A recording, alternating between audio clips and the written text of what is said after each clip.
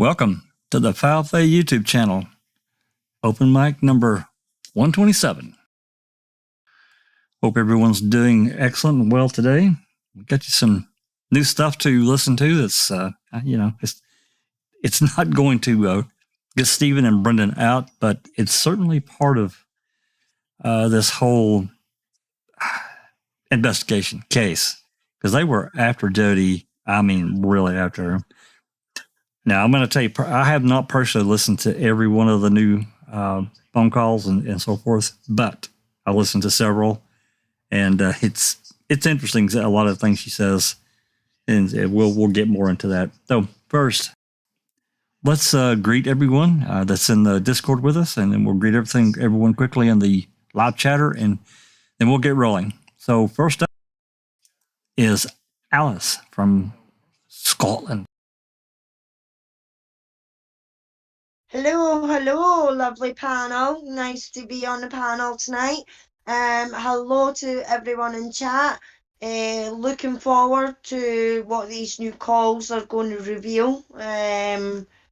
So yeah, looking forward to it. Glad to see everyone in chat. So we'll say hi to everyone soon. Sweet. Yep. It's going to be fun. Going to be interesting. And Cherie, how are you? I'm doing well. Hello, everybody, and welcome to Open Mic. Awesome. And Susan, she just rolled in from work. She just made it. Hey, Jack. Hey, panel. Hi, chatters. Hello, lurkers. Let's get the show on the road. Yeah, hell yeah. And Sister Rhonda. Yes. Am I muted? You are not. I am not. Yeah, welcome to everybody on the panel, everyone in chat. Just ready to listen to this. Aunt Jer in the chat really quick has no idea what she's about to listen to. She's not seen ma'am. I don't know if she even knows anything about the case, so hopefully this doesn't turn you away. Yeah, I'll give a little brief synopsis before we actually get rolling. So, yeah, thank you, Rhonda. And then, of course, Dr. Silkman. What a great podcast yesterday. Well, thank you very much, Jack61, and thank you for welcoming me. I'd like to say hi to everyone on the panel and everyone in chat. Yes, it's going to be awesome. The podcast yesterday was very, very interesting, and I'm really looking forward to today's as well.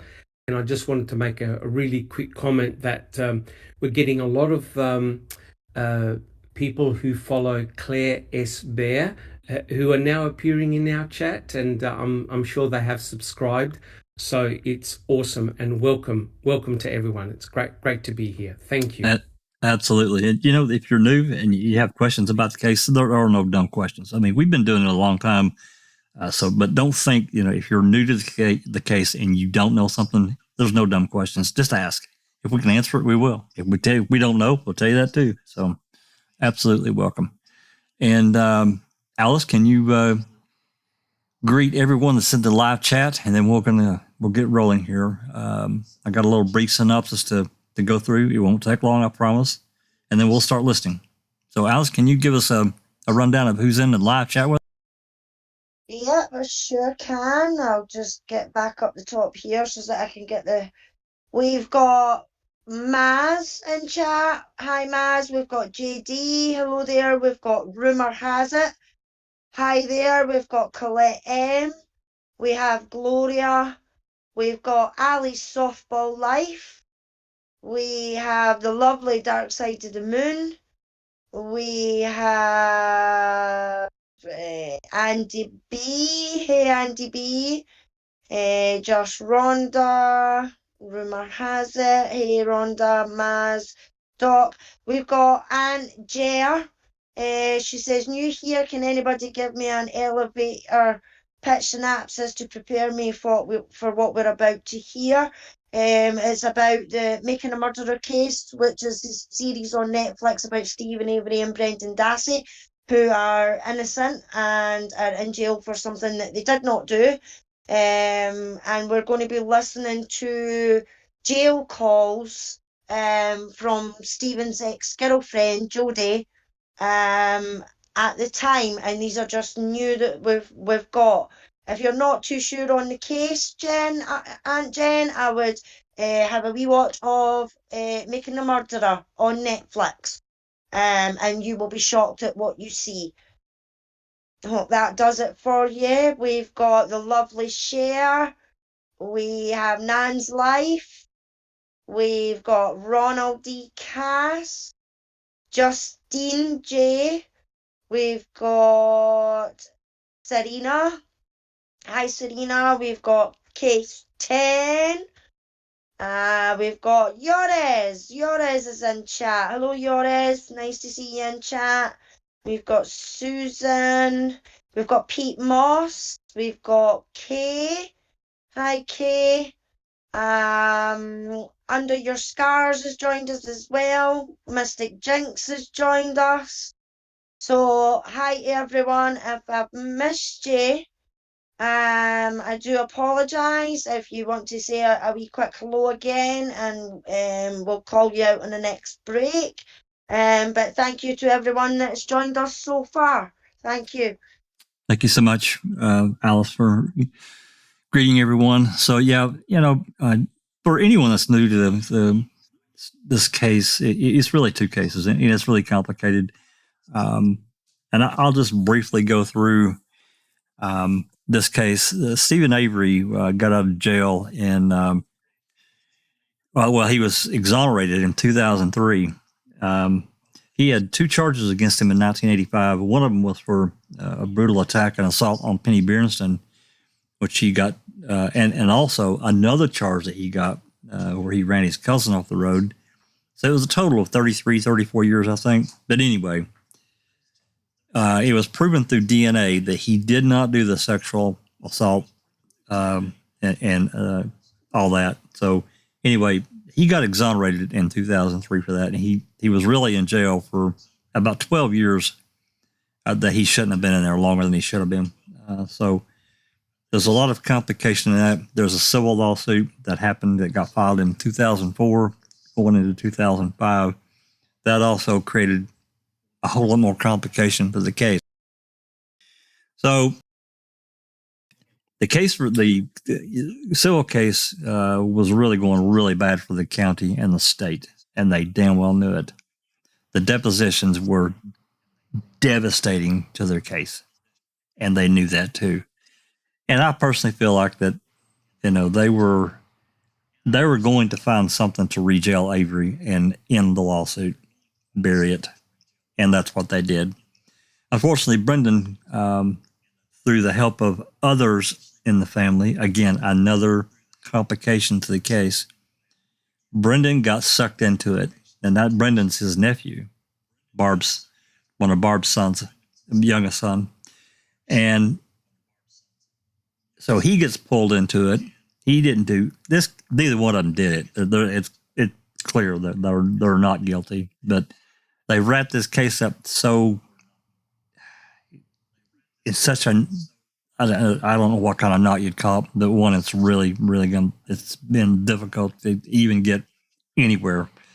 So at this point, now let's go back and talk about Jodi. Jodi is someone that Stephen met when he got out in 2003, and they became boyfriend, girlfriend. And I truly think they were in love. Panel, anybody on here on the panel disagree with that, about that assessment that they were in love? I think they were. After hearing these calls, I'm not so sure. Maybe at one time. Yeah, that's what I mean. At one time. No, at this point in time, and I'll explain that a little bit more here in a moment, because it is confusing and it's complicated. And I don't want anyone, especially anyone that's new, to be blown away by where we're at in the case. Because, I know you guys see it. I see it too. I can understand where we're at really simply. But for somebody that's new, it's overwhelming. And I get it. And I think we all do. Anyway, so Stephen gets arrested on November 9, 2005. Now, Jodi's already in jail on drunk driving issues that she's had in the past. And she gets sentenced to several months in county jail. So she reports, I think, in sometime in late August or sometime early September. I don't know. It's around that time frame of 2005. So by the time Stephen's arrested, she's already been serving a couple of months of her sentence. So anyway, there are jail calls. Stephen called her numerous times before he was actually arrested, and we've got most of those. There's still a few that we can't seem to get our hands on. That's another story. And then after he gets arrested, there are still calls, and I don't have the discovery email. I probably got it on my external drive, and I didn't take the time to get it out. I apologize. But if you look at the discovery email, there are Stephen and Jodi calls. They're separated, and they're by date or date range. And I requested, and we're going to start getting into a little bit of paperwork. Give me just one moment here. I requested, let me see here. You'll see it here. It's going to pop.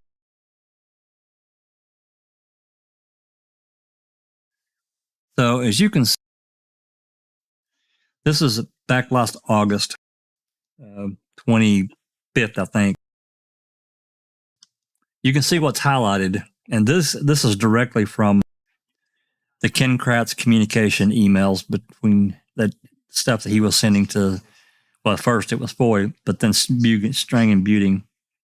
You can see their Jodi calls, and this is how they're listed in the discovery email. That's what I try to do every time I request something. So the three that are highlighted here, that's a lot of CDs. I mean, it's a lot, 20 something, I think. I can't remember. I'd have to look at my book. But nonetheless, what I got, they were not Jodi calls, not a one.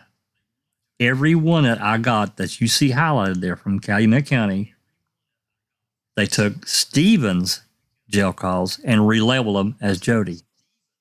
There's probably 200 plus calls. They're all Stephen. Not one is Jodi. So that's, take that for what it's worth. And what you're looking at, there's my actual open records. So I thought, okay, they had to originate in Manitowoc because that's where Jodi's at. So I thought, you know what, screw it. I'll just request them from them. And I did. And what I requested was basically everything you saw there. It had to be worded a little bit different, but it was basically the same thing. What I got in return was that they didn't really have anything as far as jail visits. And then the first DVD or CD I've got, it's dated. I'll read it to you. I could have taken a photo of it. It's dated telephone calls October 30th, 2005 through November 8th, 2005. Okay. Stephen was arrested on the 9th. So they're saying, we're not going to give you anything past the 9th.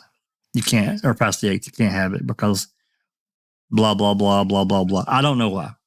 So then I got the other CD is dated February 19 through March 13, 2006. Now, okay, number one, why would they give, I know there's more that are prior to that. She was in jail that time, and I know damn well she talked on the phone. So they also told me they didn't have any jail visits. Well, that's not true because the first one I'm going to play for you is a jail visit. It is. There's no doubt about it. So my question, and I did talk to this Amanda at Manitowoc. She was really, really great to talk to. You got to understand, these are people too. And I know it's aggravating from an open records request standpoint. It's really irritating. It is for me because a lot of these people are really difficult to deal with. She's not. She understands. And, I talked to her for at least 15 minutes the other day. And she said the best thing that you can do is just call Major Cummings, which I'm going to do one day this coming week. Because she said, I don't have access to what's in the safe. I can't see it. I don't have records. So I can't really tell you why. And maybe he can and he will. So I'm going to call him and just see what he has to say. I'm just going to have to trust what he tells me. I don't really have any choice about that. So before I play this, okay. So let me preface this where we're at now. So they're both in jail, Jodi and Steve. They really can't talk to each other directly. So what they do, Steve will call Dolores on the landline. Jodi would call Dolores on her cell phone, on Dolores' cell phone. And Dolores would put the phones together so that Jodi and Steve could talk. Now, I think we may have one of those somewhere. It's not that long. It's like 5 or 8 minutes of them talking together that way. But I know that it happened many times, but we don't have them. At least if we do, there's very few. So that did happen. At the same time, there was another lady. Her name is Debbie. Does anyone remember her last name? I can't remember it. Doc or Susan? It's Clemp. Clemp, that's right. Debbie Clemp. Yep. After Stephen got arrested, this woman entered Stephen's life. She started writing him. And then eventually, actually pretty quickly, she started calling him at the jail. And, you know, I think Stephen personally, he was using her because I think she was sending him money. It was somebody for him to talk to, an outlet, you know, because, you know, you're in jail. What the hell are you going to do? So, but I also, after listening to pretty much every call that Debbie made, I think she was a plant by law enforcement. That's my personal feeling. I can't prove that. It's speculation, but that's my personal feeling. I mean, she came out of left field. And according to Barb, now, Barb has been in chat before. She said, you know, after a certain point in time, they're mid 2006 or so. I don't remember exactly when things started kind of drying up a little bit. But in any event, after these phone calls started happening, it was in January, I think, or because I've tracked as much as I could of how many times that law enforcement went after Jodi. So Wiegert and Fassbender and Wendy Baldwin would get Jodi out of jail, and they would play these calls between Debbie and Steve to piss her off, to try to get her to flip. It happened multiple times. I think it's witness tampering, but what the hell do I? I don't know how you guys feel. I mean, I talk about the panel or in the live chat, but that's my personal feeling. Because I don't know. To me, it's just it's a total breach of privacy. It's just, you know, it's one thing for them to say, hey, this stuff can be, when they come on with the recording and warn people, this shit's recorded, so we may use it against you or whatever. But, you know, to me, that's a legal thing that can be used against you in court. Not to play for your girlfriend that's also in jail to piss her off to get her to turn on you and say shit that's not true. Which I think that's what I'm sure that's what they were trying to do. Jack 61. Yes. Can I just sort of say, yeah, look, it is very unethical. It is very, very sneaky what they did. Nothing surprises me anymore. But the bottom line is this, guys. Honestly believe that the forensic evidence that they had against Stephen, the case they had against Stephen, was very tenuous and weak. They needed another angle to attack him. So they tried the girlfriend, ex-girlfriend route, which is truly despicable. Absolutely. Thank you, Doc. That's exactly right. And there's, you know, if you look at the number of times I've got the list of, we've done 2 or 3 open mics on it where I covered all material that we had of how many times I went after and interviewed Jodi and talked to her family and friends. It's over 20 times. And she wasn't even on the property when this shit allegedly happened on October 31st. She wasn't there. So you got to ask yourself. And on top of that, after all the time they spent with her, she didn't testify. You can hear some other stuff in these calls. I know Susan's listened to many of them. I know that Rhonda's listened to some. I'm not sure who else has listened to a few of them. Like I said, I've listened to some. I haven't listened to them all. So anyway, so.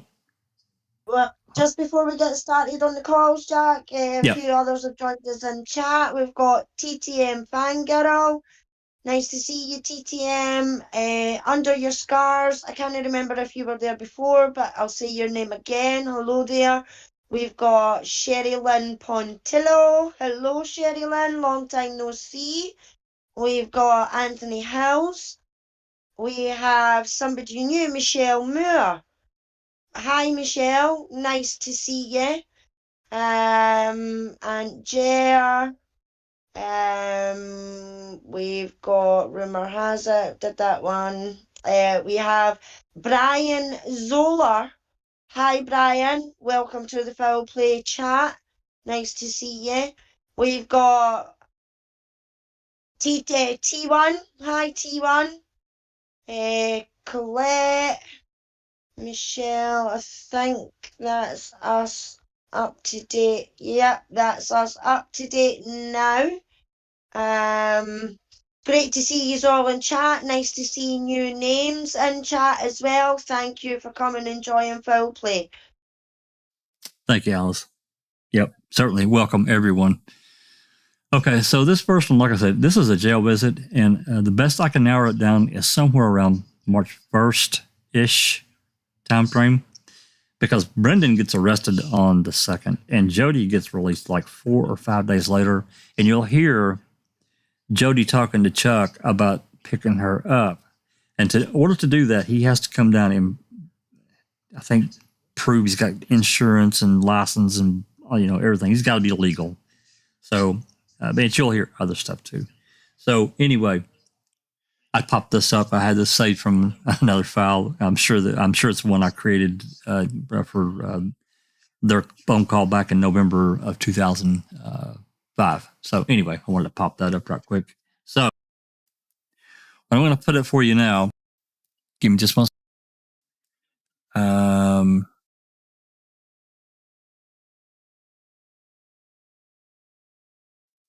Yeah, we'll put this up. You that.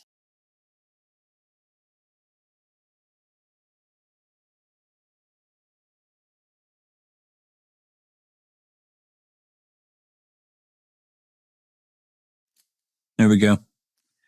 And for some reason, this list it will not work unless I have the actually playing or you going from actually the CD itself. So I've got that plugged in. I hope this works. If it doesn't, we'll have to do something different, but I think it will. I don't think there'll be a problem.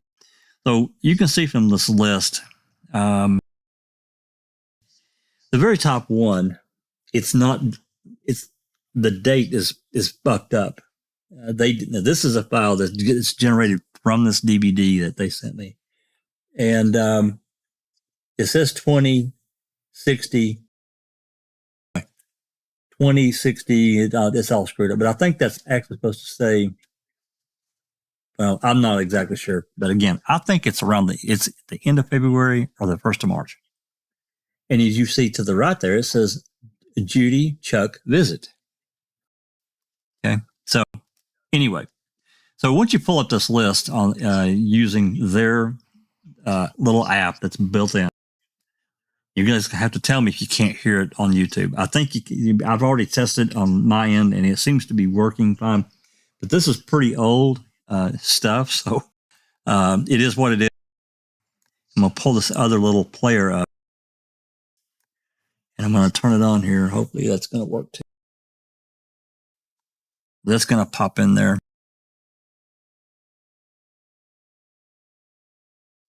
And like I said, this thing is pretty old. You can see it looks like it's from back in that time frame. So functionality, it does work, but there's not a lot of bells and whistles associated with it.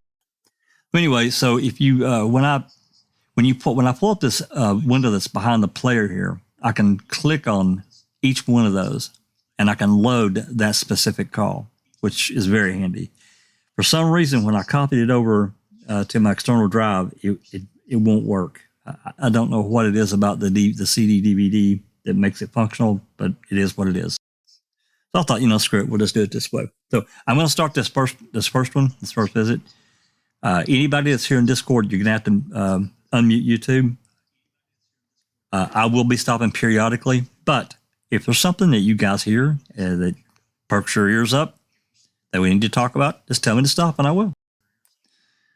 So anyway, any questions before I begin? Is that I hope that I didn't confuse I mean, Doc and everybody, did I kind of explain pretty well? Is that pretty clear? Anything to add to where we're at this point in time? All good, Jack? Okay. All right. I'm going to start this, and we'll listen to a few minutes before I pause it, and then we'll continue on. All right, here we go. This call is subject to Shannon's down there. Esta llamada Shannon's over there. A ser monitoreada y grabada. Cuộc nói chuyện bằng điện thoại này đang được thâu lại và có nhân viên điều hành nghe theo. Go say hi to her. For what? For the hell of it. Yeah, I don't think so. Well, why not? I was gonna fucking say something to you now. Somebody, the one standing up down there, can you see her? No. Was telling me that supposedly Shannon was going around saying that Steven sexually molested her. No. She said, I don't believe it, but She's full of or shit. sexually assaulted her. Isn't that what I just said? Yeah. Huh? I don't know what I said. No, I don't think so.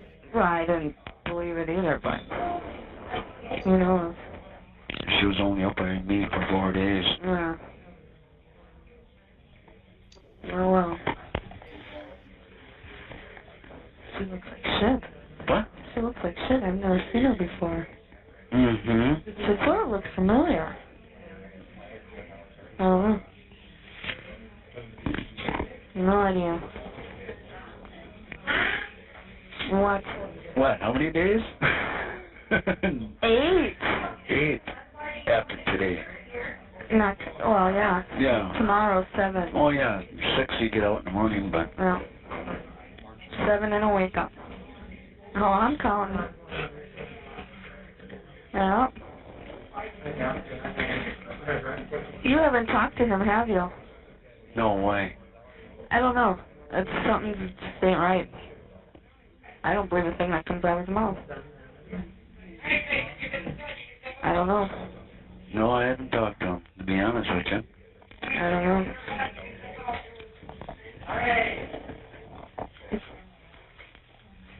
He called, let's see here.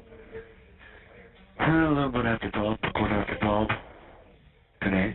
You or your mom? Mom. Why? Well, I don't know. He always used to call. He calls a couple times a day. Well, then why the hell do I have to wait till tonight to call when it'd be easier to call now when I can talk when there's nobody up there? There's a bunch of snitches up there I don't like talking in front of. Well, whatever. I don't know. I don't know. I don't know. Well, then you have to... Well, that's only one more time anyhow, isn't it? For... Calling. I got 2 calling cards. Okay. There's like 10 minutes maybe on one and 40 on the other yet. Yeah, okay. I don't know. I don't know. Just... How... Did you go to the funeral? Mm-hmm. How's Yvonne? Actually, I didn't talk to her. No? Why not? Talked to her daughter, Lori. The one from Nebraska? Yep. She was down. Was she?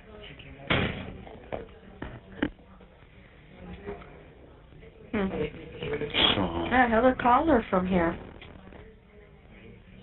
Huh? Yeah. Heather called her from here when she was in here. Well, that was a while back. Yeah.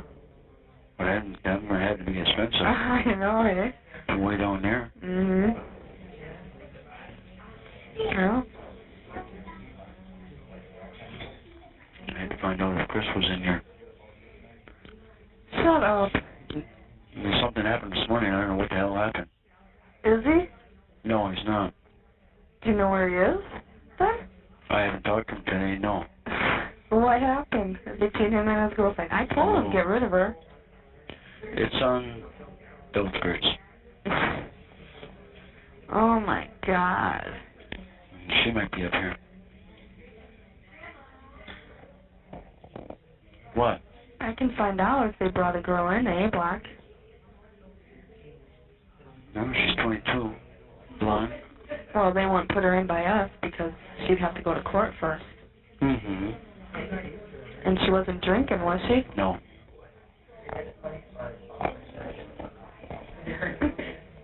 I'll find out. Do you want to know? Does Chris? Well, I'll find out later. oh, because I could probably find out now. I'll find out later. No. But there was something happening at 4 o'clock this morning. I heard over the scanner, so... What the hell are you doing up at 4 o'clock in the morning? Well, he lives on 1700 block on Wash. Oh. And I don't know. I was half sleeping, half not. So... I see. His car's still staying in the same place from 2 days ago. That's when he outran the cops. Walking. Oh, he told me about that along the river? Yes. Yeah. Where was he going to walk to, out by you? No, I was supposed to be picking him up. Oh. I don't know. But then I called Donna and she picked him up because you were looking for my car. Yeah. That doesn't look too good when you're looking for your car and you pick them out. Mm-hmm. I don't know. God, I can't wait to have that cigarette when I walk out. Oh, yeah? Your mom's going to be picking me up, isn't she? I do not know. God damn it. Everything's up in the air. Why? What's so hard? You're going to have to figure it out.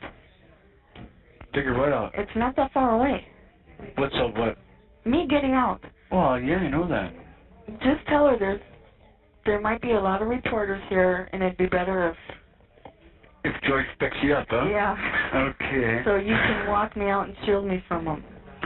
And watch no reporters be here. She'll say, what the fuck was that all about?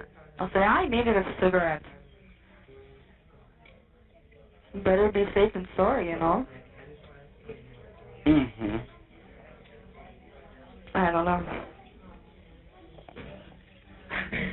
So you like her? You don't? Why? Why? Long story behind that. I got plenty of time. Oh, yeah? Yeah. I don't think so. Nasty? I've been hearing some other stories and stuff. Do you believe everything you hear? Just like you and everybody else is telling me. Do you believe everything you hear? Easy? No. Back in the years. No. Yeah. No. Threesome? So what? I did that. What? Really? Yeah. Okay.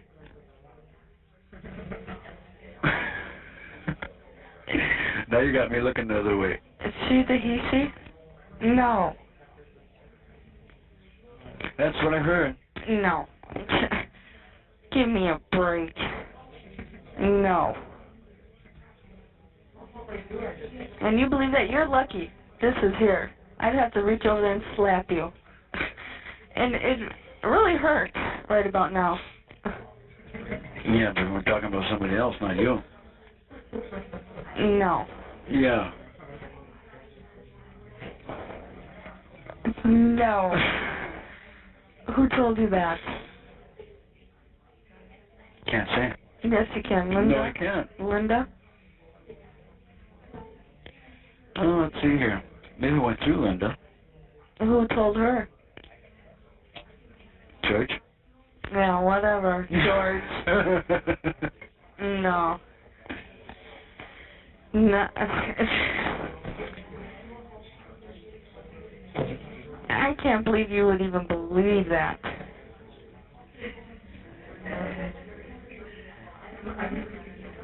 Well, like the other day. Because she likes you. I know that. Yeah, I know you know. I heard.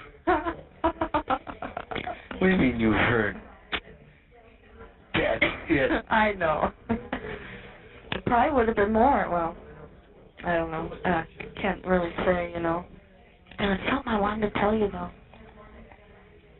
I would think. I knew I should have wrote it down. Are you blind? No, I just have lack of memory. Too much up there right now.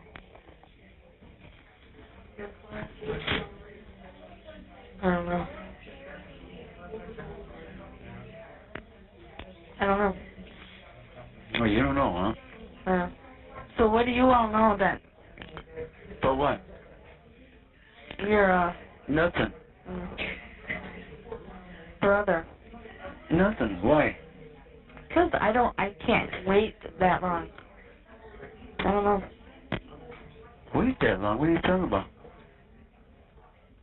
You said we'd talk when I got out. Right. I don't want to wait that long. It's only 7. Yeah, still. Is it good or bad? What? Give me that much. It's okay. Okay doesn't tell me shit. It's okay. Yeah. So it's really nothing to get your hopes up over. Because when I was talking to him yesterday too, that's something I want to ask too, but Yeah, go ahead, spit it out. I'm trying to think what I was just going to say now. Son of a bitch. Sounds like a blonde. What the fuck was it? What was I talking about? Fuck.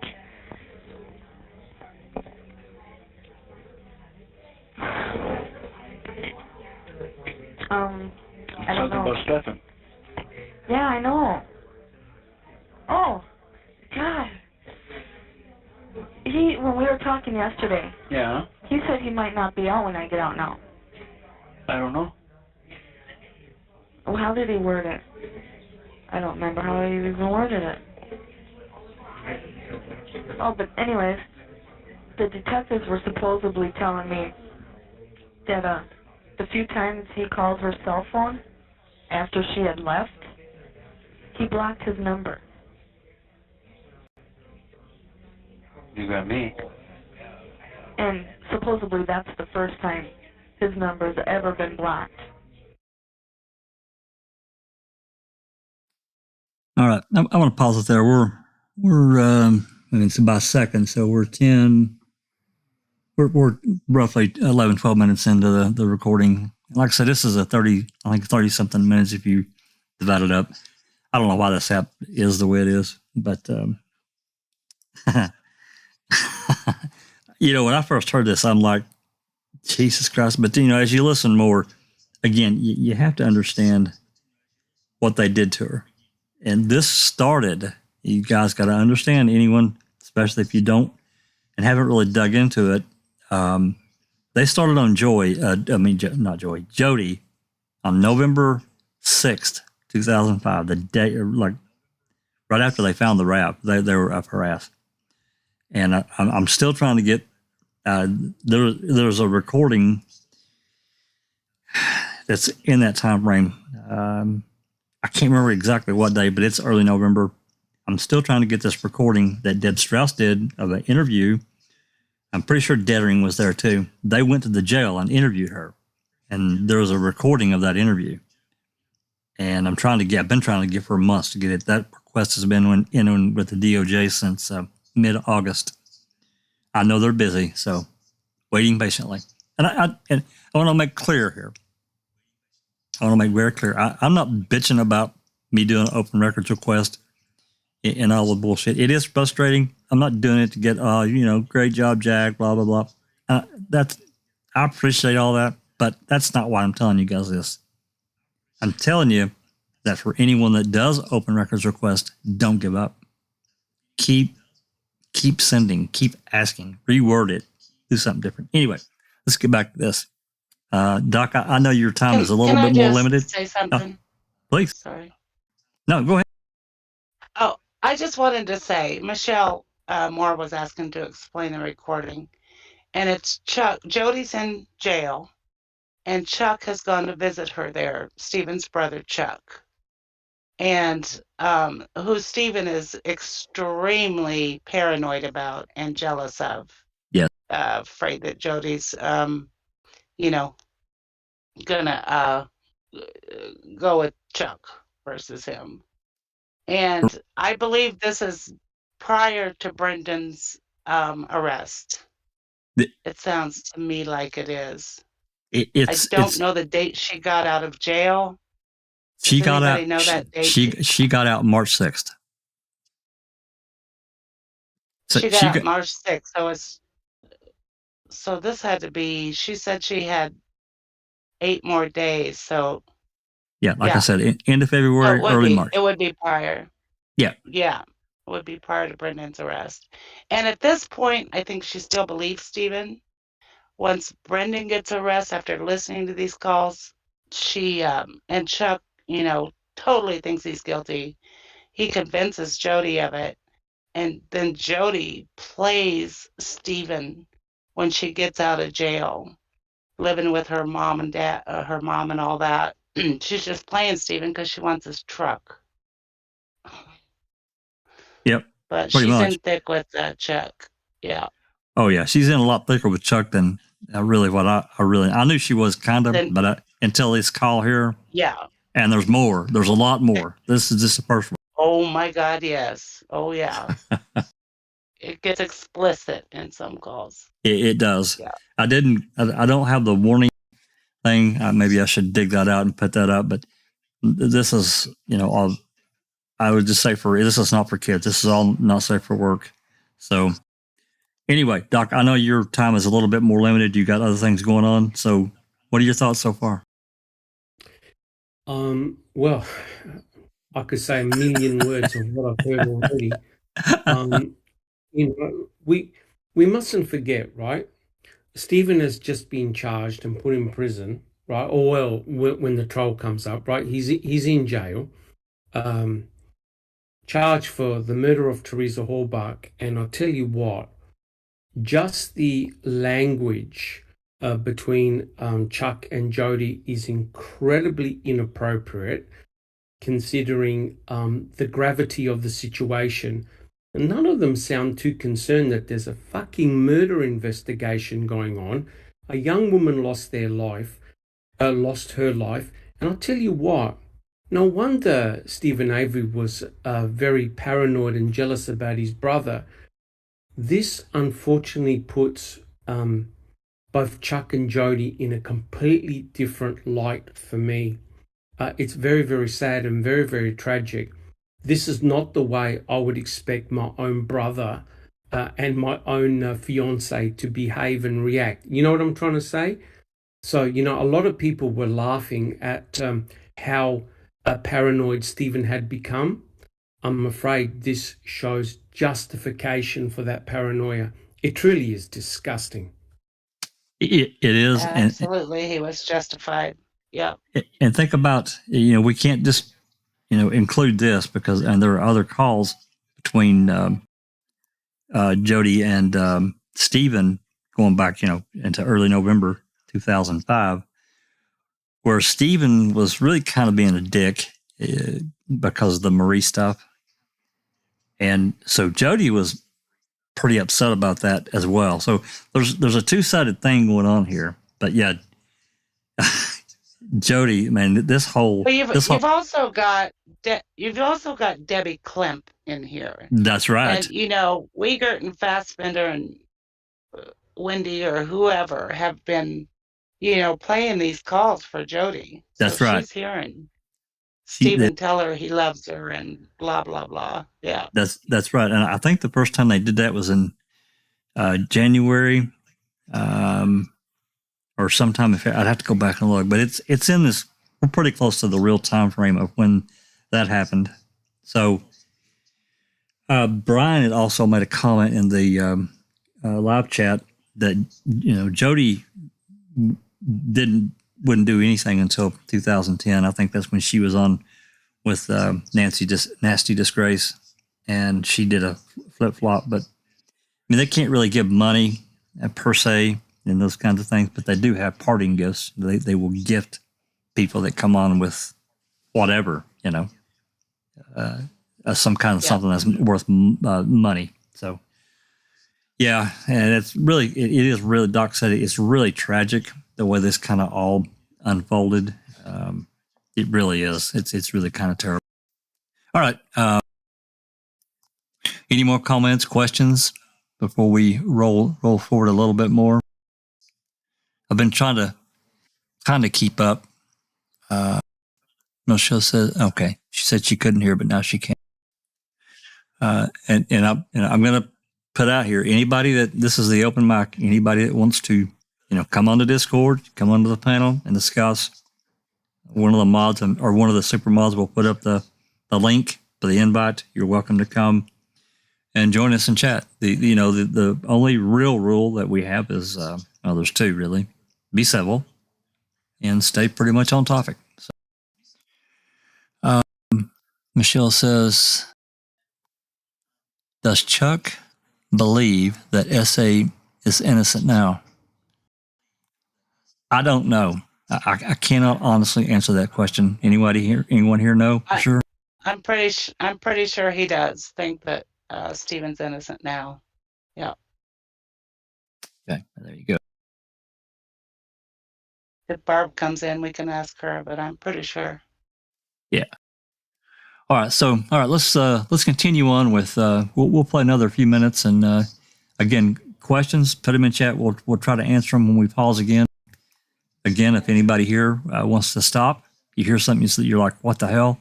Just tell me, and I'll stop, and we'll discuss it. All right, here we go. And that I know is a lie because I've used the cell phone and blocked the number. Yeah. In the summer. Right, I do that to mine too once in a while. Yeah, I know that. But I'm saying, they were trying to tell me that he never blocks his numbers. At least on his phone bills or his records. It never shows them being blocked. And that's a bunch of shit because I blocked them in the summer. That's all they can get. But they're trying to say that he blocked it because he was calling her cell phone to see where it was lost.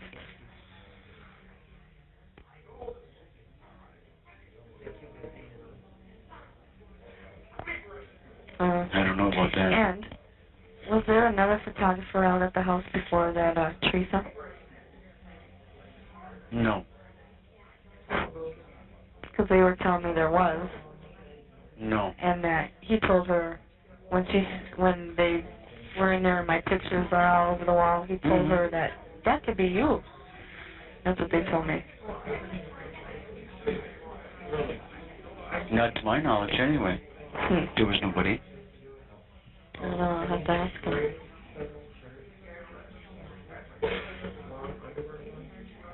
She was the only one coming out for everything. For each time. I don't know. To my knowledge. Because they know I'm hiding something. They know. So do you. But. What? Well, whatever. But I don't know. All I can tell him is what I said to him. Well. But I don't know. He's confusing me too because supposedly I betrayed him and but he can forgive me for that. What did you betray him on? Because I told him that he choked me. Well, that's on record up here. Yeah. I had to. I betrayed him. And the one time he hit me up north, well, there were witnesses. They knew that because I didn't tell them at first. They kept coming back. Well, how come you didn't tell us he slapped you? I'm like, what? Yeah, he slapped you up north. I said, oh, that was nothing. We were drinking. I was drinking behind his back with his dad, and I didn't take it as he was slapping me. He was going after a bug. Whatever. But he says I betrayed him because I talked to him. They knew all this shit. Yeah, they can come up with just about anything. Yeah. And right now, no one, you know, I don't know what to believe.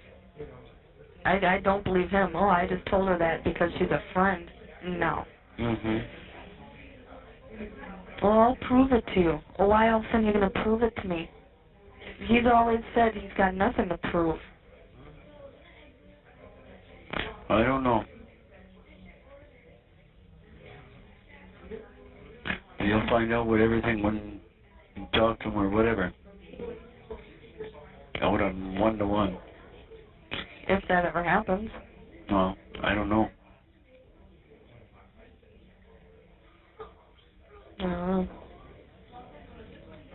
And I really don't want to stay at your mom's either. I told him that too. I told him I'll stay in the other fucking trailer. No, you'll stay at mine. I said, no, I don't want to. I said, I considered you guys family. You both. She fucking sits there and talks about me. I don't know. A lot of shit on everybody's mind though, too. Yeah, but still. I don't know. I do know I'm gonna talk to your mom when I get out. Whether she wants to hear it or not. What, after breakfast or what? After breakfast, I ain't eating breakfast. The only thing I'm doing is smoking damn cigarettes and having soda. That's all you want? That's all I want. That's it. Soda and a cigarette. Yep. I even told your mom and Steven that last night. Oh, yeah? That's the first thing I'm doing. And then I'm gonna go down to the trailer, pack my shit, and call my grandma. And find out what my mom said why I wasn't at Grandpa's funeral. When she could have came up here and picked me up. Yeah. That's true. And then I want to call my aunt, because she's a private investigator, and I want to talk to her. Mm-hmm.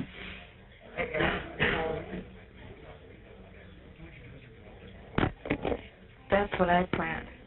I'm playing with Bear. And maybe a few other things. I don't know yet. Is your dad going to be home? Have you been home a lot lately? Well, just on Tuesdays, Wednesdays, Thursdays. Oh, I thought. Just regular. Okay. So I gotta wait till Tuesday then, huh? For what? Uh-huh. For what? That's a silly question. I gotta call Shannon, too. Set up my appointment, because I think that Thursday I'm supposed to go see her. See who? My PO. Okay, that's what I thought. So I gotta call her right away. Well, what day is that lying on? Thursday? What's the day I get out? Yeah. Monday. That's what I thought. But I'm supposed to see her the first and third Thursdays. And that'll be the first. Twice a week? Yeah. Twice a month? Huh? Twice a month. Oh, twice a month. Yeah. For now. Yeah. No. Oh, you can do what you want, can't you? Except for...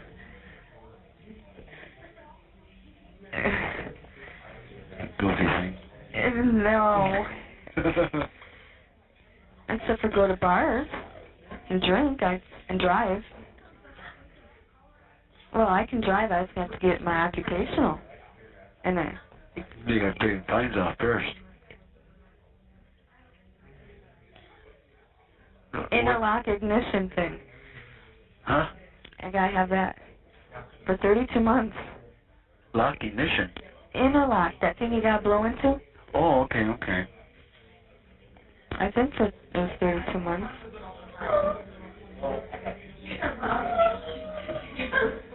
32 months? Mm-hmm. The hell is that? 2 years? No. Oh, about 2.5 years. Yeah.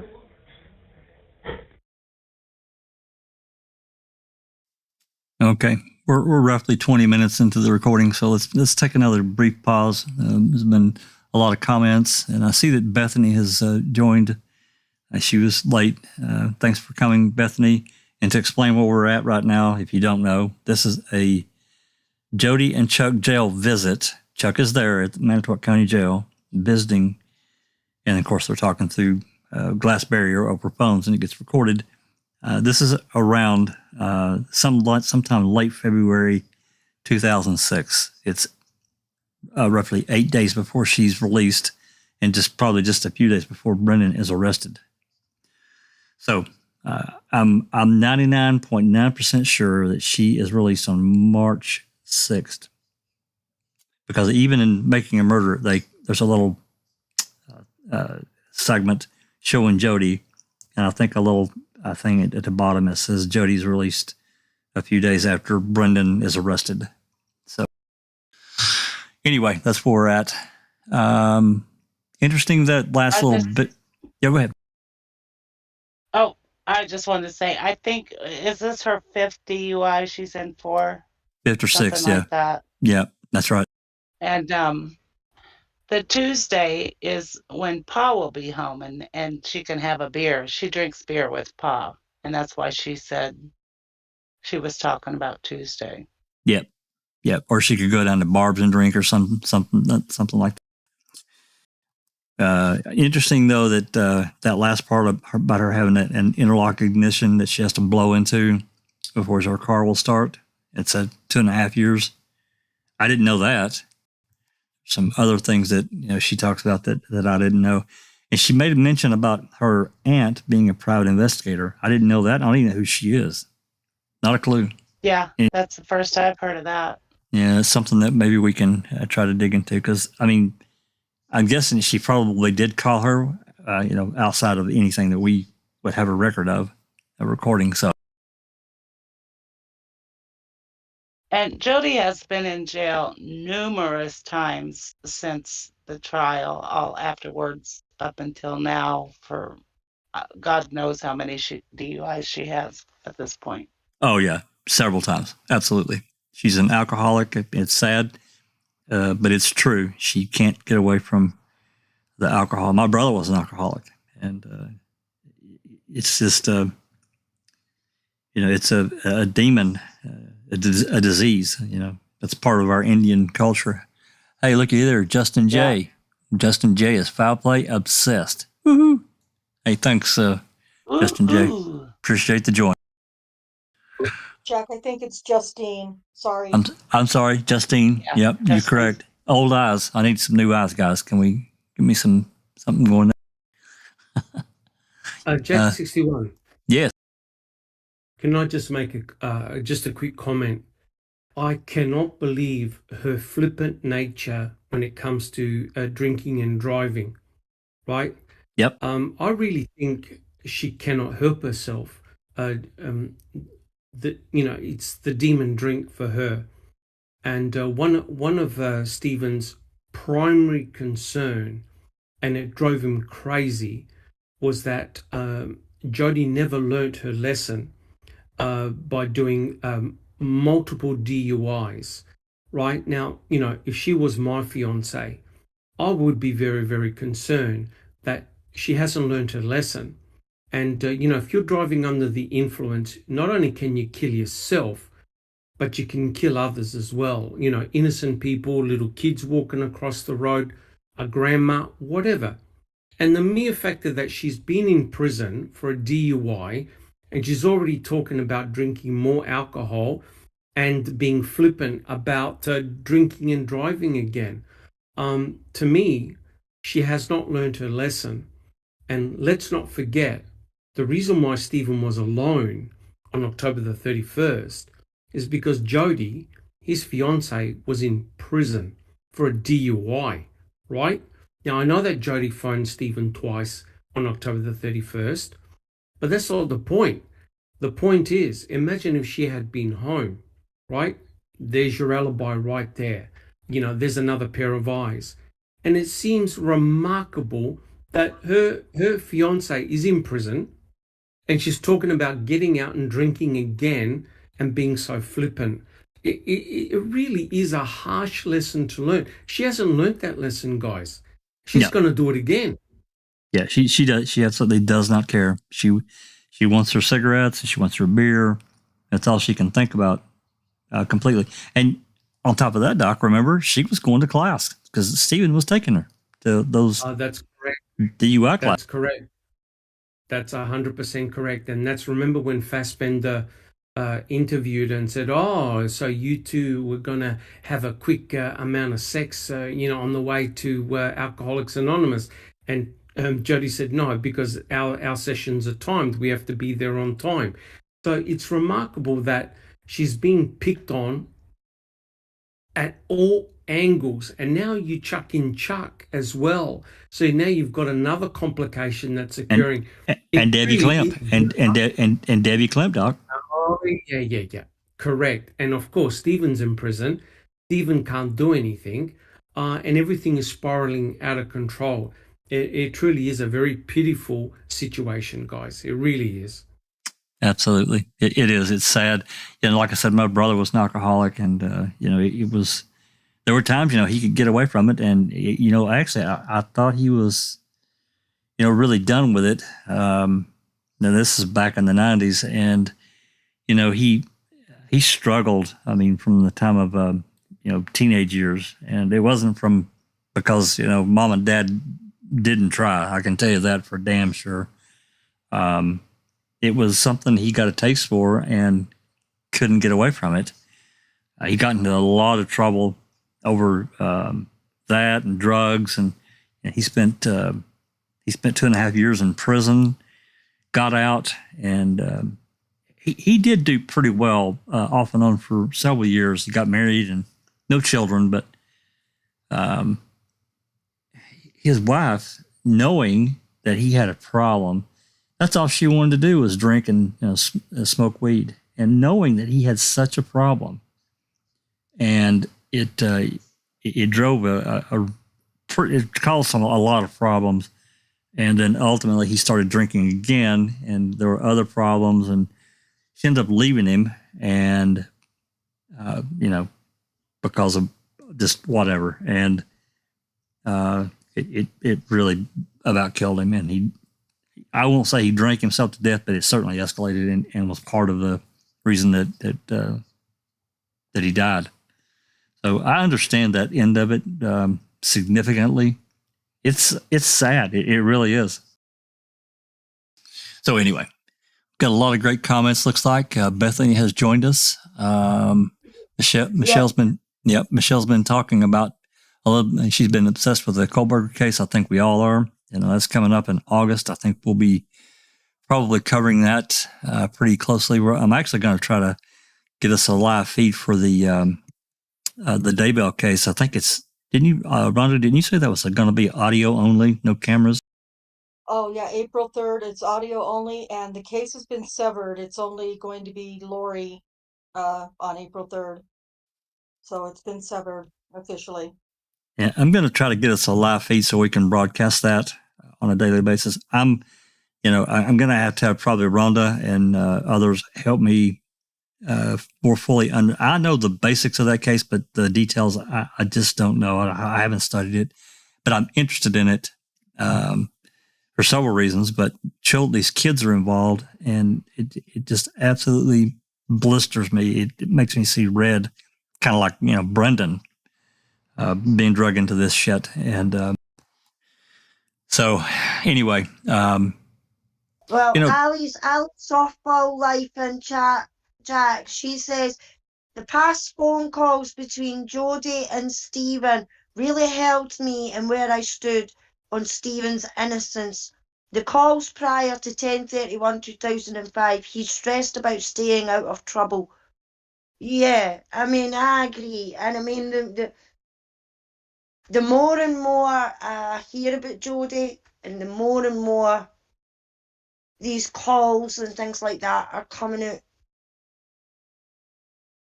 to me, she didn't love Stephen the way she said that she loved Stephen. And I know she got a lot of stick and everything like that. But my dad's always told me to trust my gut. And my gut has always told me that she was in it for the money. That could be true. And yeah, the way, but I mean, just the way she is with Chucky. No wonder Stephen was jealous, because if that's what she's like when she's in a jail, when other people are watching and everything like that, with her fiance's brother, then I can only imagine what it was like for Stephen when she had a drink in her and they were at home, at Trivets or even just at the house or whatever, and Chucky came about or anybody else came about. I can understand now why Stephen was jealous and says to her, I don't want you around Chucky. That's right. Well, and we also know that he wouldn't really drink, but she would, and she'd get pretty well hammered. They'd get in a fucking fight because she would be obnoxious or whatever, and he didn't like it at all. And as far as them being in love, just the feeling I got up until again a certain point in the relationship, I do think that there was love.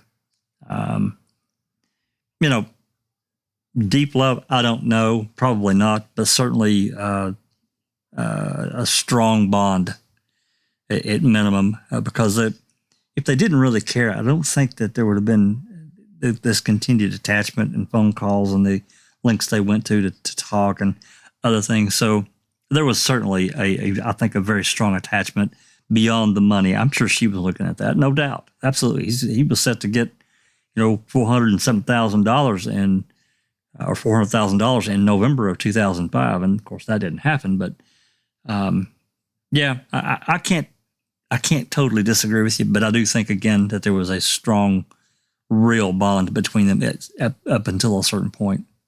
So, look, all right. I do agree, 61. Yeah, but I'm sorry, but there was a high level of toxicity between the two. Oh yeah, no doubt. Their relationship was fire and ice. I'm sure they had their real great romantic times, but there's an underlying demon, and that demon was alcohol. And you consider that what Stephen went through. Stephen tried his very best to remain clean and sober. He really wasn't a big drinker or a big smoker. The problem is that his fiance was all of that. And I'm sure that Jodi was a lovely, caring person, except when the alcohol went into her system. And there was reckless abandonment, of everything. But, the bottom line is this, Jack 61. Chuck, being the older brother, should have known more. He actually took advantage of Stephen being in prison to basically try and have a relationship with Jodi. And that, as a brother, is completely despicable and beyond reproach. You would think that Jodi would be off limits. Oh no. And I'm sure the other phone calls are going to reveal a hell of a lot more. Yeah, I'm truly shocked and disgusted. And remember, Jack 61, we actually went through Chuck's prior record. It's not nice. It's not good. Oh no, his record is.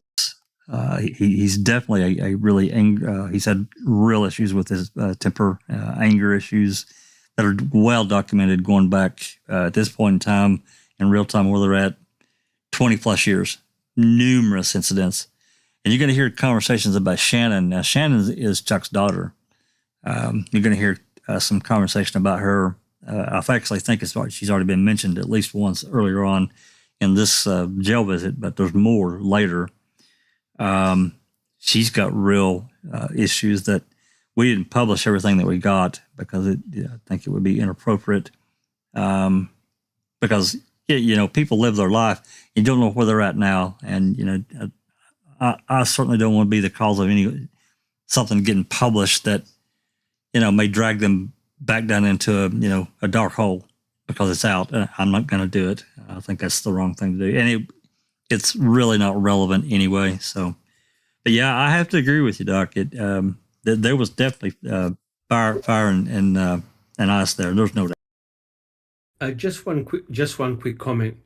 Michelle Moore stated, perhaps he murdered Teresa. Well, I'll tell you what, I don't want to start anything controversial, but oh yeah, don't worry, we have considered that. But again, we're only speculating. But yeah, it's a terrible, terrible situation. And Barb has joined us. Hey, Barb welcome. has joined us in. Welcome, Barb. Thanks for coming. I'm sure this is probably something that you've never heard. None of us have. You know, and in fact, you know, I was told by Manitowoc that they didn't have any jail visits recorded, but I don't believe that. I think they do, and maybe they don't even know it because I requested phone calls and jail visits separately in a separate line. So they should have been. I mean, it's fine to put it all together like this. I don't really care, but when I put this DVD in and opened it up, and I saw the top one, this log here popped up, and it said Jodi and Chuck jail visit. I'm like, holy shit! What, you know? There's not supposed to be any. So anyway, just to orient, sorry, Jack. Just before we get started, we've got Dredrax has joined us. Hi, Fairydax, and we have Dreamscape, who's joined us as well. They said they're new to the chat, but not new to the case. So hello and welcome to Foul Play Chat. And hello to any lurkers out there that may be listening. And we've got Ruth Robinson, who's joined us as well. Excellent. Yep. Thanks. Thanks for coming. Barb says, Jodi was drinking. She even stole my hard stuff, and I don't drink. She was a mean, wicked person when she drank. Shannon is also a drinker and a heavy druggie. Yeah. Yeah. Shannon had just a lot of issues, and you know, I know, you know, Barb, we understand that, you know, Chuck is your brother. We get that in his family relationship. What we're saying is not to, you know, cause you pain or problems or anything like that. We're just stating what we know, and we have to do that. We have to face that and just deal with it. The comment about, you know, Chuck could have, you know, had a hand in whatever happened to Teresa. And the fact is that there's a gap of information. And the fact is that Chuck was on the property when Teresa was there. Did he do it? I don't know. I really don't. It's speculation. You know, we can drive that bus a lot of places, but as Doc said, it's purely speculation. We just don't know.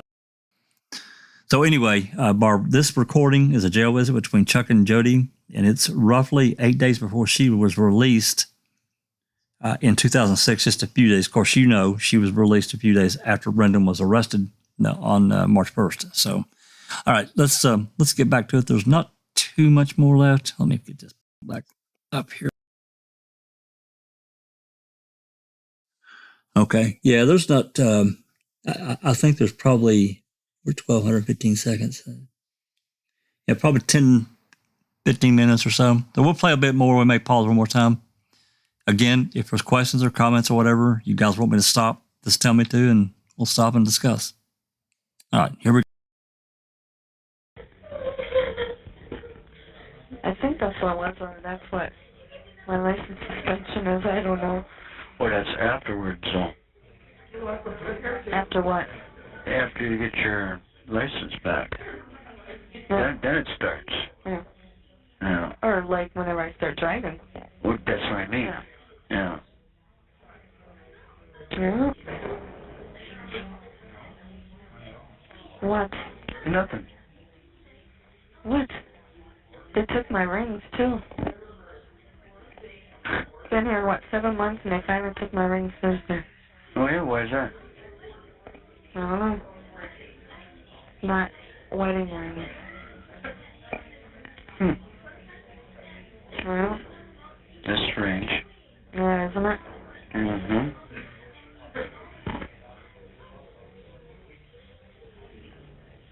I don't know.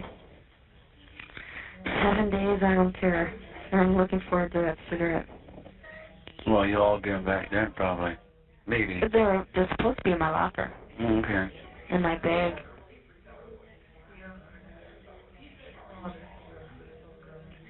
I should tell your mom to come up here on Saturday, too, for visiting, so I can, pack my shit up. Well, it's all packed, but give her my bag to take home so I don't have to carry that when I get out. What makes a difference? Because I don't want to keep carrying a bag. I'm going to light that fucking cigarette right out this door. She can't. Well, if your mom picks me up, I don't want her to come up here. Then I gotta fucking wait. Yeah, but when is your release? 6 in the morning, but I'll probably get out between 4:15 and 5:30. Everybody's been getting out a little bit after 5 lately. I don't want your mom up here that early.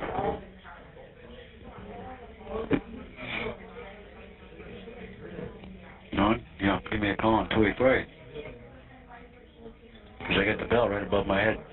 Oh. When? Huh? When? What are you talking about? When I get out. Well, yeah. For an alarm clock? Why would I call there when you could be sitting outside waiting?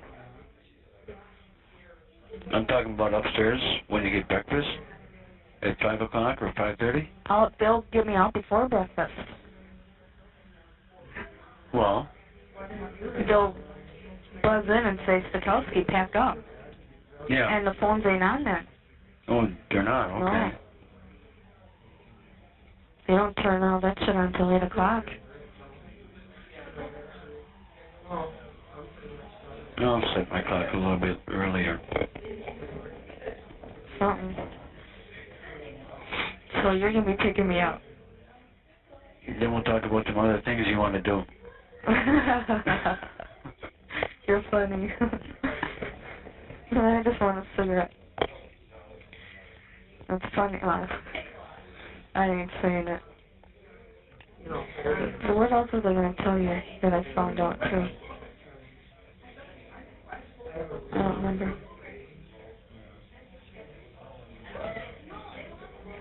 I don't remember.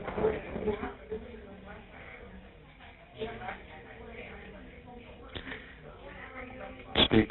Supposedly, that Monday, this Monday.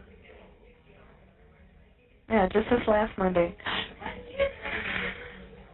Yeah. Steven's lawyer was here. Was he? Which one? His new one. Was here? I'm Oh, not. I don't know now. I took it as his new one. That could be a possibility. Why? Here. Why would he be here? Getting documents or statements or whatever? Because supposedly, them investigators, detectives, whatever they are, were here twice Monday. I said, I have no idea. I said, I only seen him once. And that was at, 4 o'clock? Between 4 and 5. I said, I got up right before dinner. I said, they only wanted to question me about our phone conversation because I told them if I wanted to fuck you, I could, and I still would. And they wanted to know what I meant by that. I said, I just wanted to scare them. I said, I don't have nothing on him. Well, their mom wants to come and see you and talk to you. Why? I don't understand either. Me neither. Because I heard through the grapevine and everything else that she's not sure. Oh, really? Of what pulled off or what happened or whatever, how you want to put it. Maybe I should talk to her then. Well, I put in a request to the jail, tell them for the rest of my stay I don't want to talk to anybody. Yeah. It's too stressful. I can't handle it no more. I wish I would have thought of that earlier, but, then I wouldn't know the truth about him either. And these phone calls and shit. I don't know, I haven't talked to Debbie lately.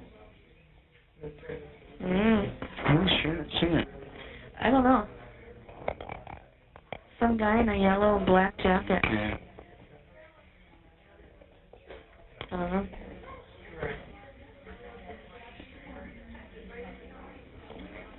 He's a drunk. Who? He's a drunk. Oh, well, of course, he's seeing her. Yeah, they both are. I guess some of the girls on the elevator are saying she's crazy. Yep. I said, I don't know.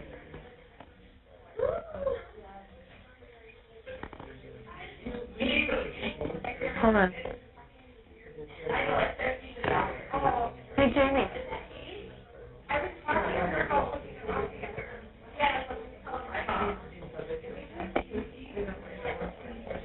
Jamie, did you guys see the girl in by you last night or this morning? No. Mm. She's still out. I don't know. Because all I heard was 1,700 pounds. It would have been 3 nights in a row. Shut up. What? Yes. You've got to leave her. You're going to Uh-huh. get in so much trouble. How come I was supposed to put Carla on my visiting list? Who said that? Your mom, that one time she came up here to see me. In the very beginning. Oh, I don't know. I totally forgot about it until being on the elevator with her. Yeah. I kept telling her, I told her once, I'll call you and get everything then. I forgot about Well, it. it doesn't pay now. And I know that.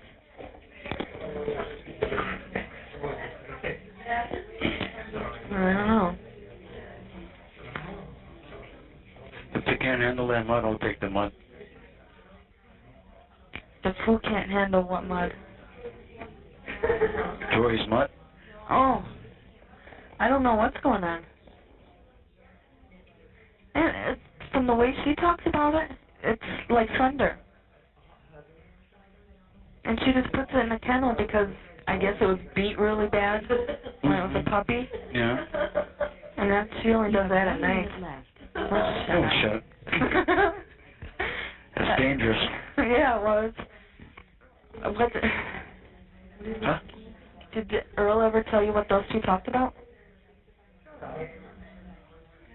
The two talked about? Him and Steven. No.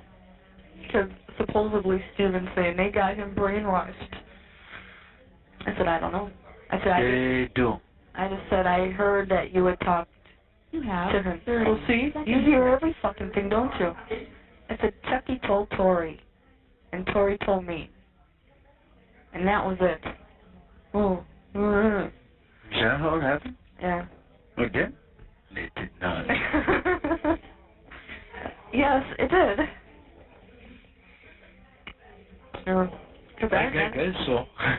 I'm just wondering how he's going to be when I get out and he sees me. Thank you for using Evercom.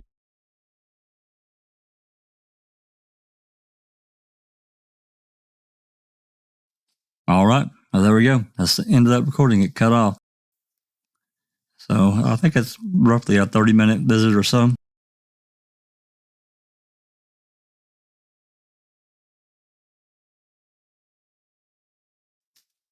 Comments?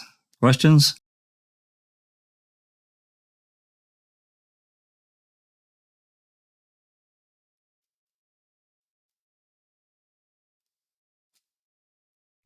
The only thing I can Jack. say.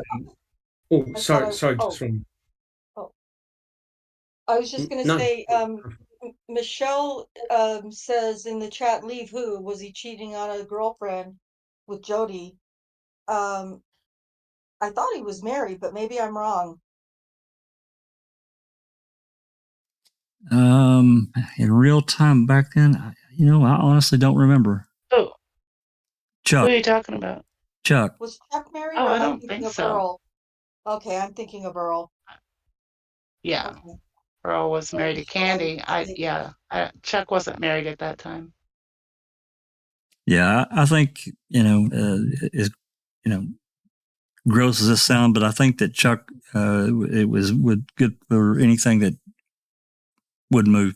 Seriously, if it had a heartbeat, Chuck was there. And that's mean, but just seems to be the fact. And so anyway, I thought this was an interesting one to start with. I really want to do these in order, and anything that we play tonight, I'm going to convert and put in a playlist on the website or on YouTube, on the channel. So anybody that wants to go back and re-listen, everything that is new is going to get converted and put in the playlist. So there's no worries there. And I will say, I did get calls, like I said, back from late October to like November 8th, I think, right before Stephen was arrested. I haven't compared those to what we already have, but I'm going to. I don't think there's anything new there. That's why I haven't even really talked about it too much. So, but I will do a comparison. So, all right.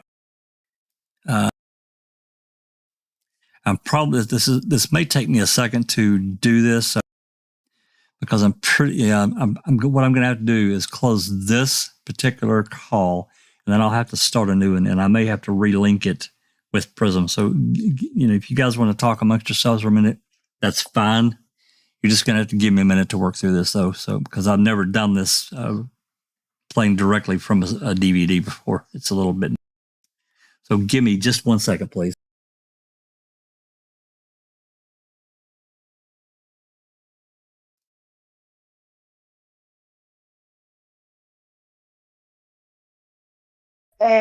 Barbara in chat says that she's always thought Jodi's just been in it for the money because she always used to just ask for money.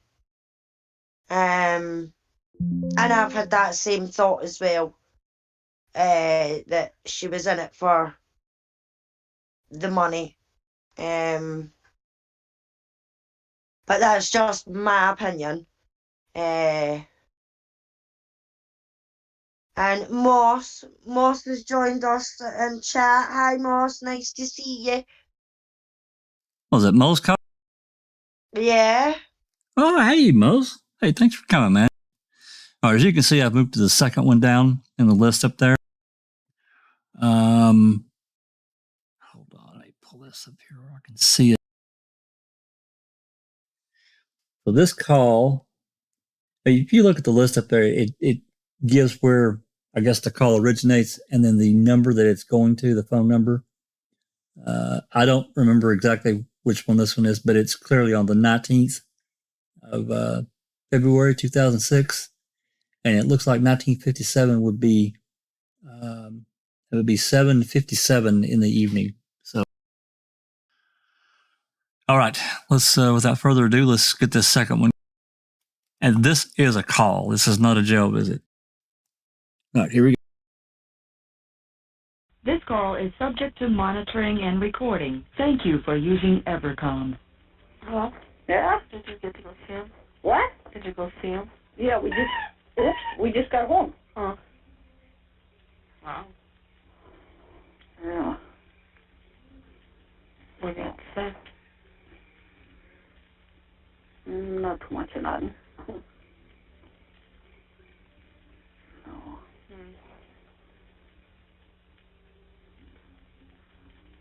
Did you want to talk to Jodi? Yeah. No, hang on a minute. Somebody wants to talk to you. All right. Hi, Jodi. This is Laura. Oh. How are you? Been better. Yeah. This is one of the Nice to meet filmmakers you for Making a Murder. I'm looking forward to meeting you in person. I hope you're up for that and into You'll it. still be here? I'm hoping to be here. I mean, we were thinking of leaving on Friday, but to go to New York for about 3 weeks and work on the film and try to get a budget together. But if both you and Stephen are getting out, then of course we would stay to try to get some more footage before we go back. I think it would be really helpful. Yeah. So yeah, but I can say he thinks very highly of you. I mean, all the times I've talked to him, he has nothing but good things to say about you. So That's funny. I asked him what was the best thing about getting out in 2003, and he said meeting Jodi. So But yeah, I'm sorry you are where you are, but hopefully, hopefully something good will come of it for you. Yeah, I do too. So,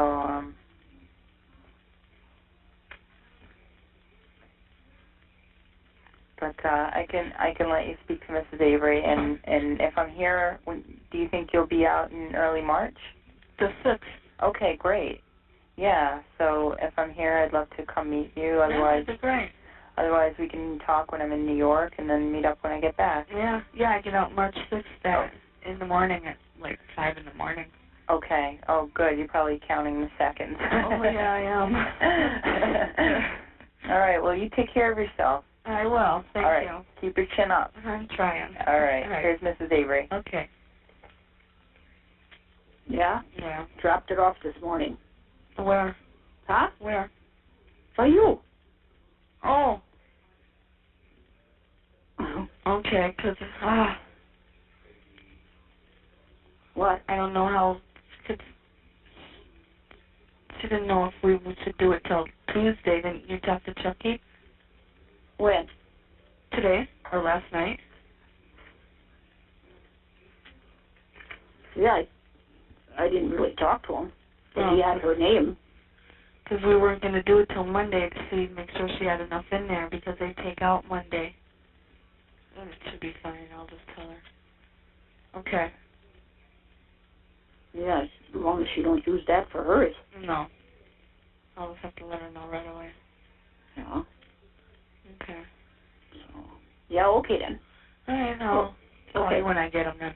Yeah, okay. Okay. Yeah. Bye. Thank you for using Evercom.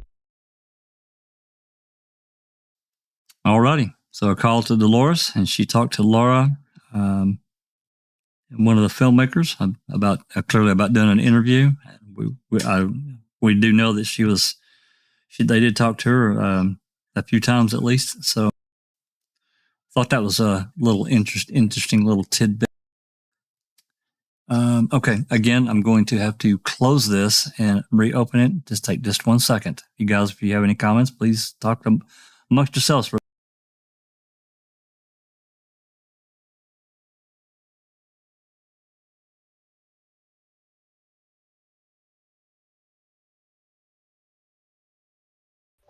I think it's amazing that Ma Avery went and saw Jodi as often as she did, or talked to her on the phone, rather. Yeah. But I think Ma really liked Jodi as well, Susan, so she tried her best to help her. I think she put up with Jodi for Stephen's sake, is how I kind of Yeah, feel. yeah. Now that you say that, aye. Yeah, because she knew Stephen was really, crazy about her. Yeah, he was besotted with her. Barbie says, yep. Yeah. Yeah.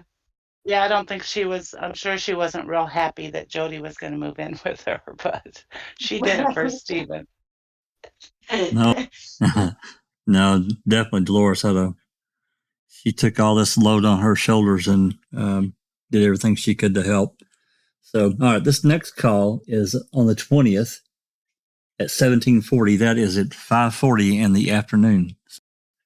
Let's give this one a go. All right, here we go. This call is subject to monitoring and recording. Thank you for using Evercom. Hi. It better be important. It is. I think. Well, you think. They were here again. Who, the cops? Yeah. I heard another phone call. Right after me and him got off the phone. Huh? Right after me and him got off the phone, when we had that argument, he called her again right away. I don't know. Couldn't tell you. I'm not there. He did. And I don't want to upset you. Okay? That's important? No. What I have to ask you is, does Stephen have you call her so she can go to her sister's house so he can call her there? No, I don't call her. Why What would I they call said. her? That's what she said That to I me. call her? Yep. That's news to me. She said, have your mom call me, and she can let me know if I should go over to my sister's.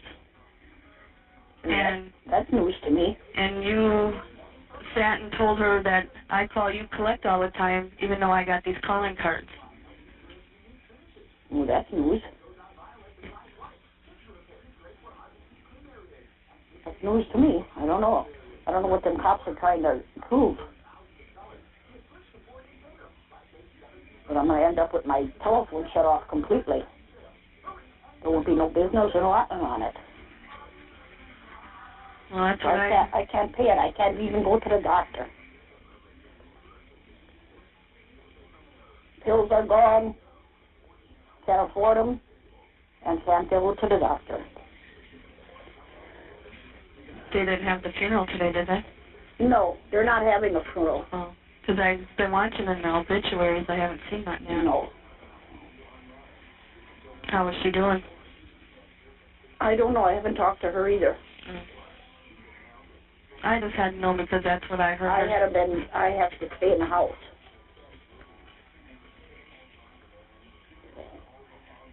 I just had to ask you. 'Cause that's what I heard them talking about. Well, sure, they like to do that. But it's him and her talking. That's them lying, too.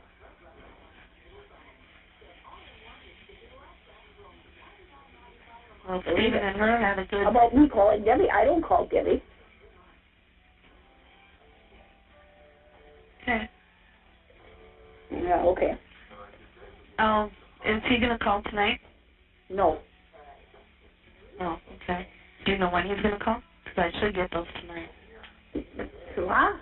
I should get those tonight, so... Oh, no, he's not calling me tonight. He went to bed. Okay. So, yeah, okay. All right. Bye. Thank you for using EverCom. All right. You can pretty well tell that Dolores is she's clearly pushing the limits on what money she had and didn't have. She couldn't go to the doctor. She can't get her medicine. She said she was out of one of her pills. In fact, it sounded like she was crying a little bit. So she had a hell of a load on her. Hell of a load.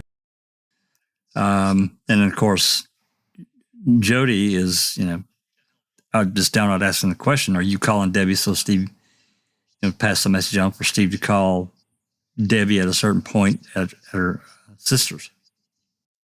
So, and Ma said, no, I don't call Debbie. No. So, comments?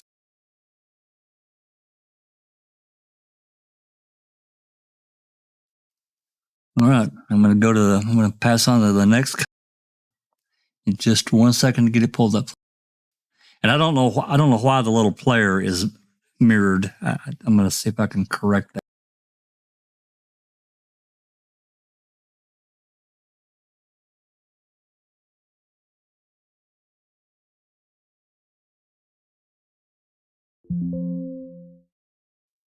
Yeah, because on my screen it's not mirrored. I don't know what the hell's going on. Let me see if there's something.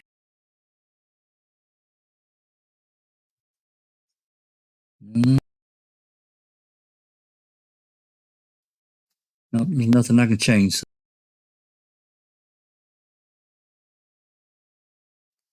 All right. So this is let me pull this back up here. Okay, this call is also on the 20th. It was just a few minutes after she talked to Dolores. This is at 18:43, which is at 6:43 p.m. Alrighty, I'm gonna.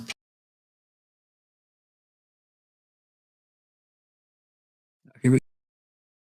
This call is subject to monitoring and recording. Thank you for using EverCom. Hey, Talk to me. I got a couple questions for you. What's that? Remember Monday when he was on the phone with you and I called? What about it, yeah? When, right before they put the phones together, Yeah? he said that he was he's done with it? And you said, yeah, I know. What was that about? He's done with me? I don't know. Well, you should, because you said, yeah, I know. This is Chuck, by the way. I don't know if Ma had the phone or if I had the phone. You did. How do you know? Because I listened to the conversation.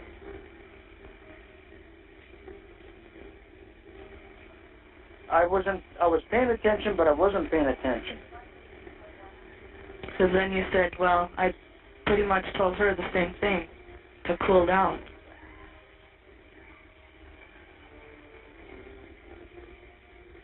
Well, then that was about thinking about everything first before you say anything. Well, he called her right after we got off the phone. Yeah, You knew that? I do now. And apparently your mom calls her all the time. Not all the time. She calls here all the time. And see if we're going up to see him. Why, so she can go? If we don't, she does. She's got no reason. I know she's got no reason to. Well, he wants to spend her life with her.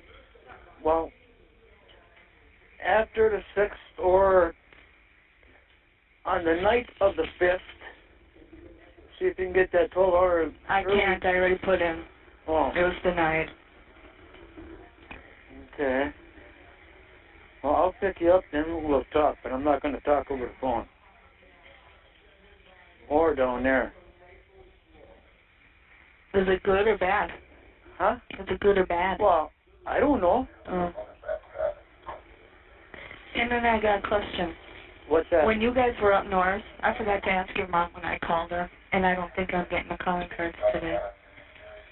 When you guys were up north, when they found her truck, right? Yeah. Yeah. Did he say he was going to come back and visit me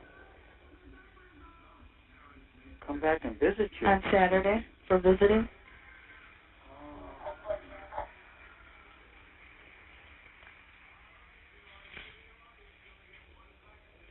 I don't recommend anything like that.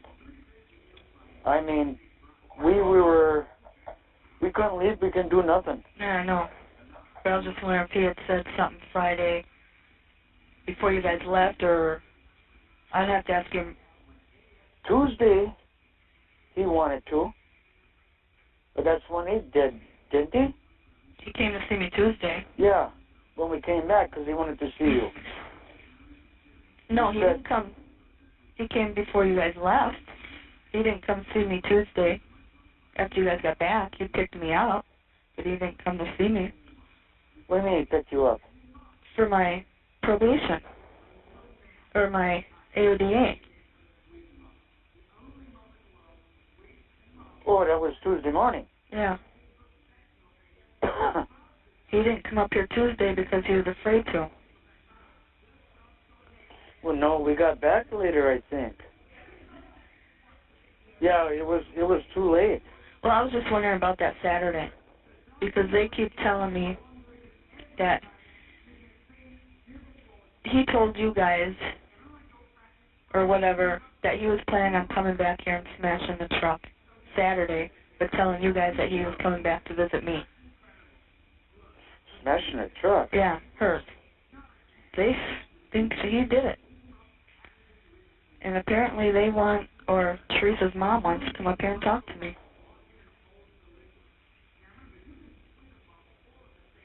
I forgot to tell your mom that, too. Cause I was just, I'm fucking... Y'all caught that, right? This is the shit that that Fassbender and Wiegert are feeding her. And I haven't heard an interview, a recorded interview where that's said, which tells me that there's other potential recordings that I still haven't been able to get. I've been trying to get them all for context because of what they did. So, can you imagine being in jail and they're saying this mom, Teresa's gone, daughter's been killed. She wants to come talk to you up here in the jail about the case. I can't even. What the fuck? Why would Karen possibly want to talk to Jodi? I mean, come on. Exactly. They're lying to her. Yeah, they're lying here. They're trying to stir shit between her and Stephen with this Debbie.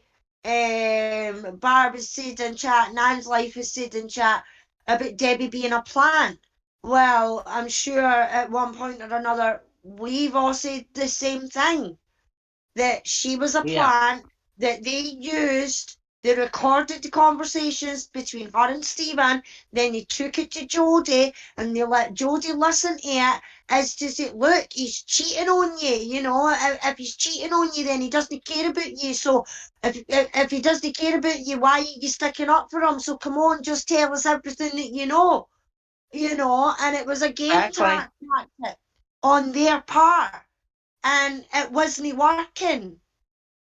I mean, it must have been working to some extent if she's complaining to Chucky about it and everything like that. But eventually, I think she realised that they were trying to play it off and they never got anywhere with her. And that's when they then turned their attention to poor Brendan.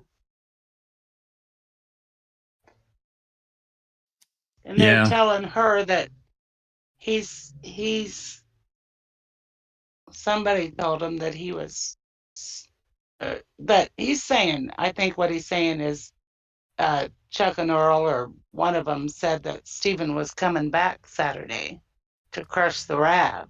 Well, but he was telling them that he was coming back to see Jodi. Yeah.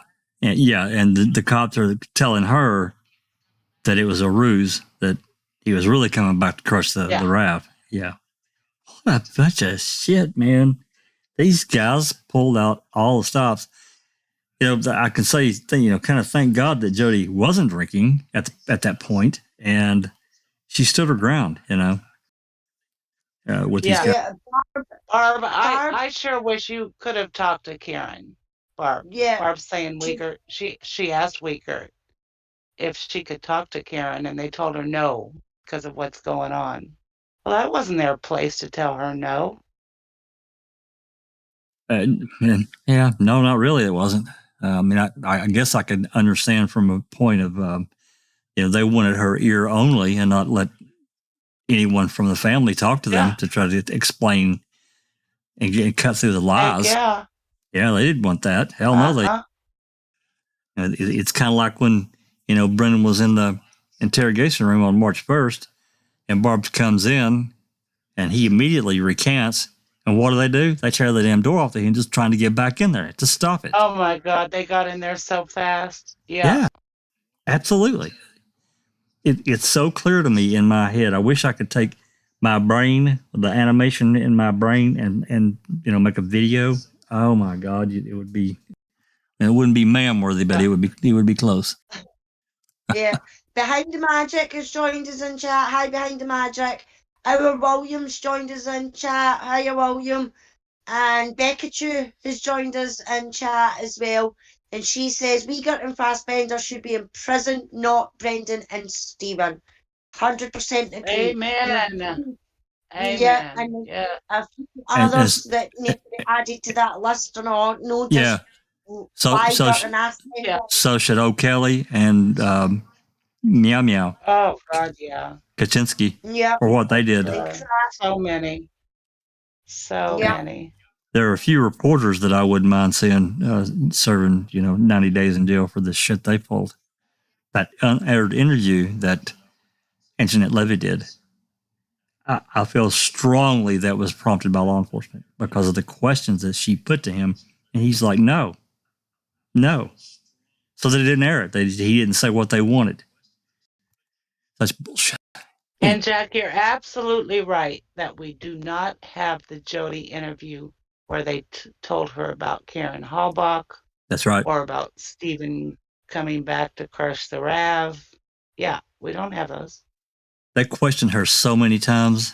For her, I'm sure it was like, what's get out. The date on? What's the the date on this call, February something, right? This is, hold on, let me pull it up. It's too small. This one is The February 20th. 20th. Yeah, this is the 20th at 1843 is 6:43 in the afternoon. Yeah, this is when they're really desperate. Yeah, Before they get Brendan.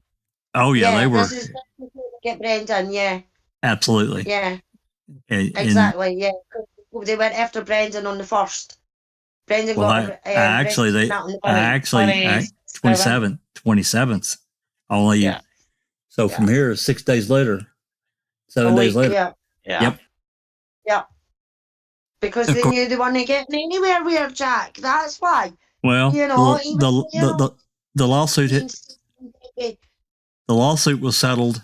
This is the 20th, and I'm pretty sure that the lawsuit will settle on the 13th or the 14th of February. So that was done.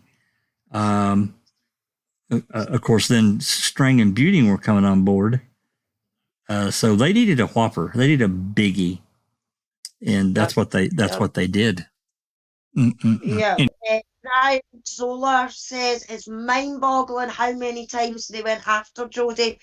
Exactly, and we did a podcast not that long ago on Jodi herself and how many times they actually went after her with the proof that we've got, and it is unbelievable.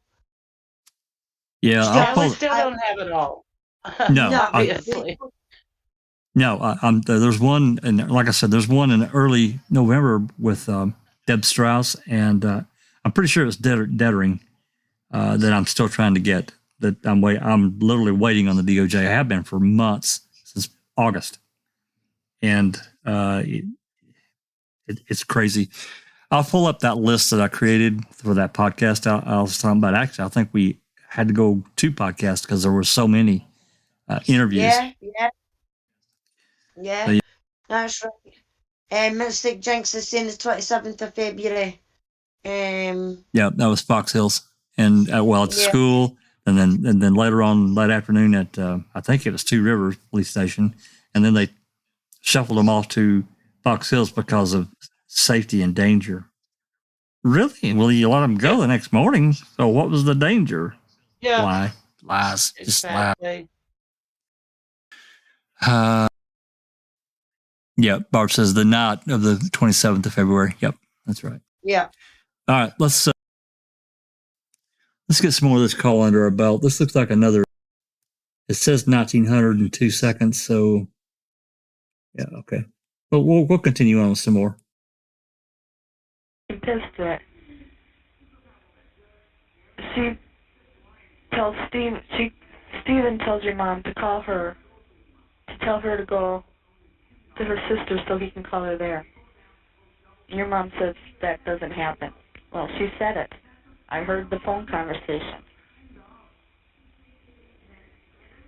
Yeah.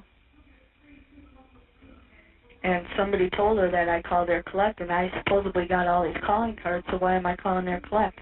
Who told her that? Who told who what? Debbie that. I don't know where she's getting the information from. Your mom. No. We're wondering on the same track here. Where's she getting all the information and it's coming back? Well, she's saying it's from you and your mom. No. And Steven's going right along with it. No. Yeah. I heard the phone conversation. I talked to her, I think, maybe twice since the 17th. And I think that was about it. And I could probably prove it to you over my cell phone. No, I believe you. You've never lied to me. Three times at the most. So your mom's going to be on his side. She'll lie to me. If your mom didn't say this stuff, why is she saying it to Steven and him not saying nothing about it? I don't know. I'm finding out a lot of shit, too. I mean, from the detectives going over by Earl and everything else. They were over there Sunday. Really? So, and he said a lot of shit. And supposedly Steven's trying to blame it on them because they found out about Marie. That's what they told me today, too. Well, they were back with you today? Yeah, that's how I found all this out. And about Teresa's mom wanting to come talk to me. Well, that would be up to you, but I would say probably no. Oh, I told them that. I said I couldn't. Even when they told me that she wanted to, I started crying. I can't handle that. No. I told them no, not now. And they said okay.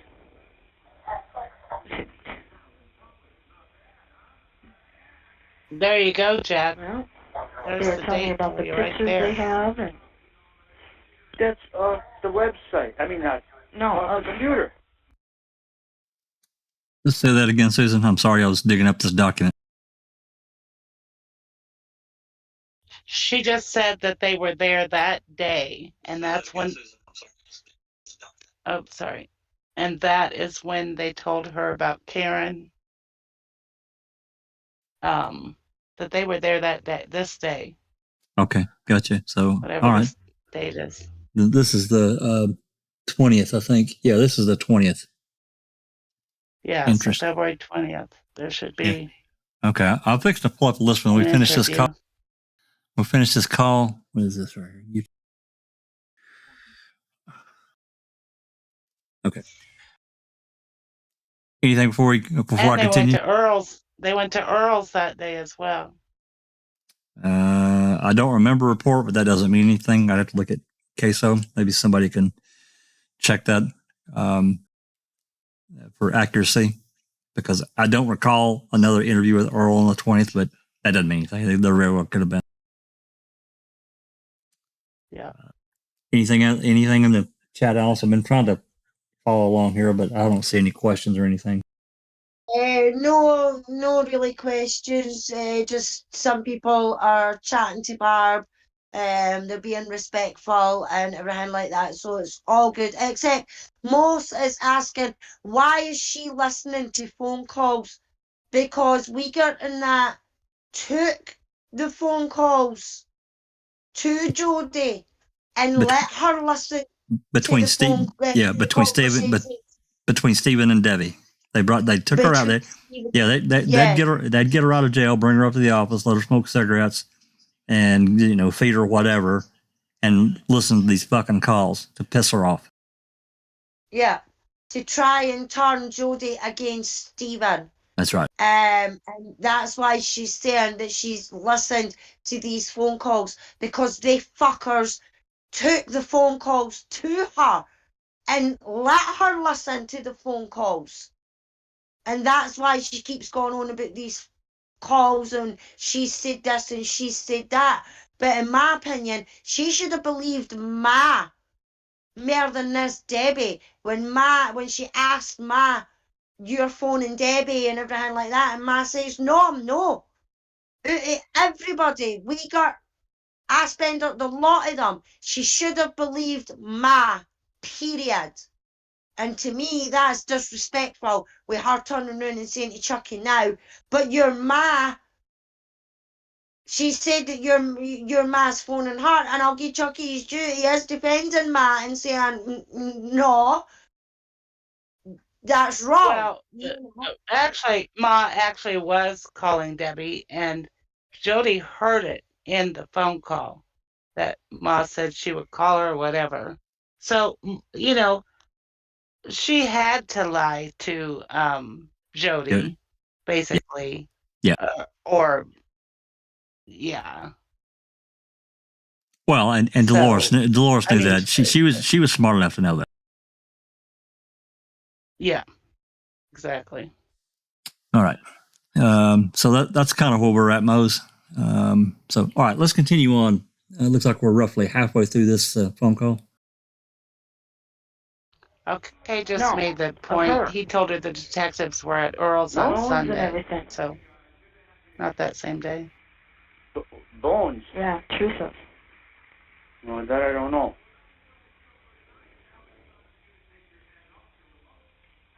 Pictures? Yeah. Where did the pictures come from? Well, they have to take pictures from the crime scene. Oh, yeah, that way, yeah. Yeah.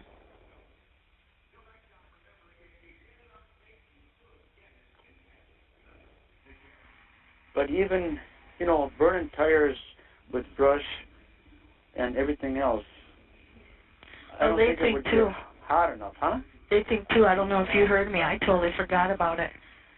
When I was bitching at him, Yeah? I pretty much told him, well, I did tell him, that he killed her. I said, you wanted to fuck her, she turned you down, you got angry and killed her. He didn't answer that. He was quiet. I didn't remember yelling that at him, but I did. But he was quiet. He didn't say, no, I didn't. Fuck you, you stupid bitch, or whatever. He just was worried about me finding out about him and his little whore. So clearly, Jodi's pissed because she's heard all these phone calls and now she's pissed off. So she's going to lash out. So she says that she put it to Stephen what she said there. You wanted to screw her, she turned you down, and you killed her. Of course, I don't believe that for a second. Not 1 second. But she's clearly angry over all this. And this is the intent of Weir and Fassbender.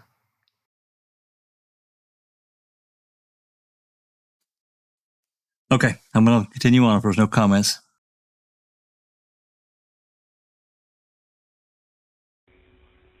I don't know.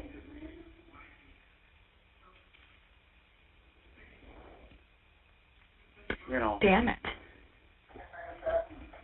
I should have asked them too if they could help me get an early release. If they would. I don't know. Well, what is that going to do? It's not going to do nothing. I want to be out before he is. Yeah. Because if he's out, she's going to come running. You know that. And your mom said, no, not if I don't allow it. They can go down to the trailer.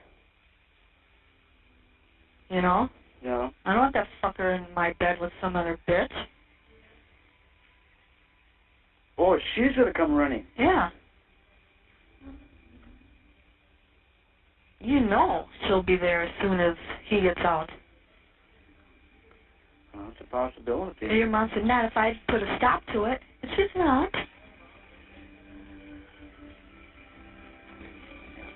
It's ringing. I'm going to let it ring. I don't know.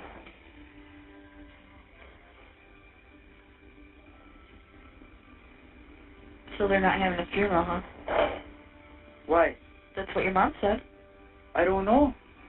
That's what she said. Because I asked if they had the funeral, and she said, no, there ain't going to be one. Then maybe not. Maybe they're just going to have the funeral home. Yeah, memorial service. Take care of it and everything. Because I don't think Yvonne's going to show her anything. Yeah. Because there's nothing in the paper yet. No, I've been watching. I don't know. But do what you can, if you can do anything, to keep it, if he can, till after I get out, to get him out. Well, whatever. I mean, no, there was my sister. I don't know. Do you want to talk to Tori? I don't know how much time we got left. I don't know.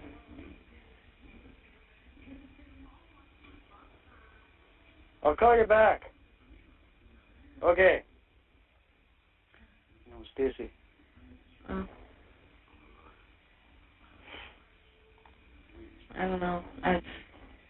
Was she going to be around there after a while?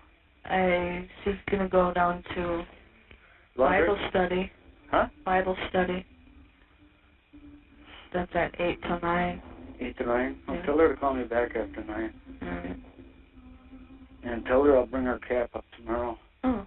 I was going to go down tonight and get her one, but I put my back out yesterday. Ouch. And I was just barely moving today. Yeah. took me, I would say, a good half an hour just to get dressed this morning. Holy fuck. You need some help, don't you? I have to tell her that. This morning I did, yes. From anybody. Is Lori still? Oh, is she over at your mom's? Because No, she got on the phone with me they yesterday. stay in Mantok. Oh, because she got on the phone with me last night. Well, he really loves you. And I wanted to say, well, then why is he telling somebody else he loves them? But I didn't, because I figured she doesn't know anything. Well, there's maybe someone to talk to or whatever, But, like you said, that you love you and stuff like that, Well, him and her sure did have a nice laugh over me finding out about it. I don't know. She come in the picture so damn strange. So I don't know. I just think it's from down there. I don't know. If he thought that too, then he wouldn't be doing that. I don't know. And he keeps trying to say, well, I was setting her up with Chucky. If he was doing that, he wouldn't be saying I love her. I want to spend my life with you. You know? Mm-hmm. I don't know. And even when Steven sent me them pictures of him and stuff like that, I did show them to her.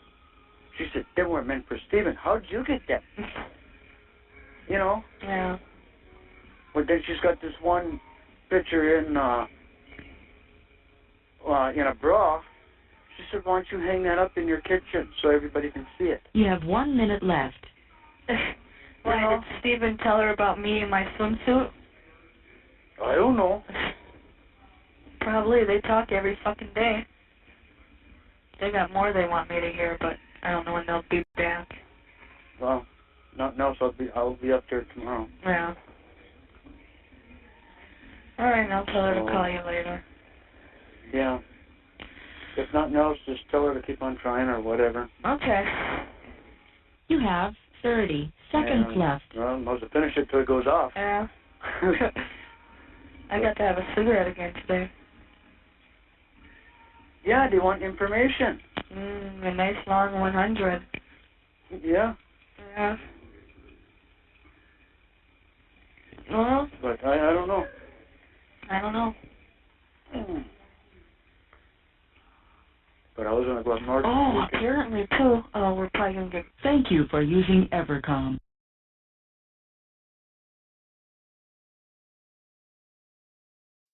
Yeah, interesting. Yeah, some questions come up about Anthony Hills asked about Jodi's family, and I can tell you that there's a rough relationship between Jodi and her mom. Jodi's mother took custody of Jodi's daughter because of all the trouble Jodi had with drinking.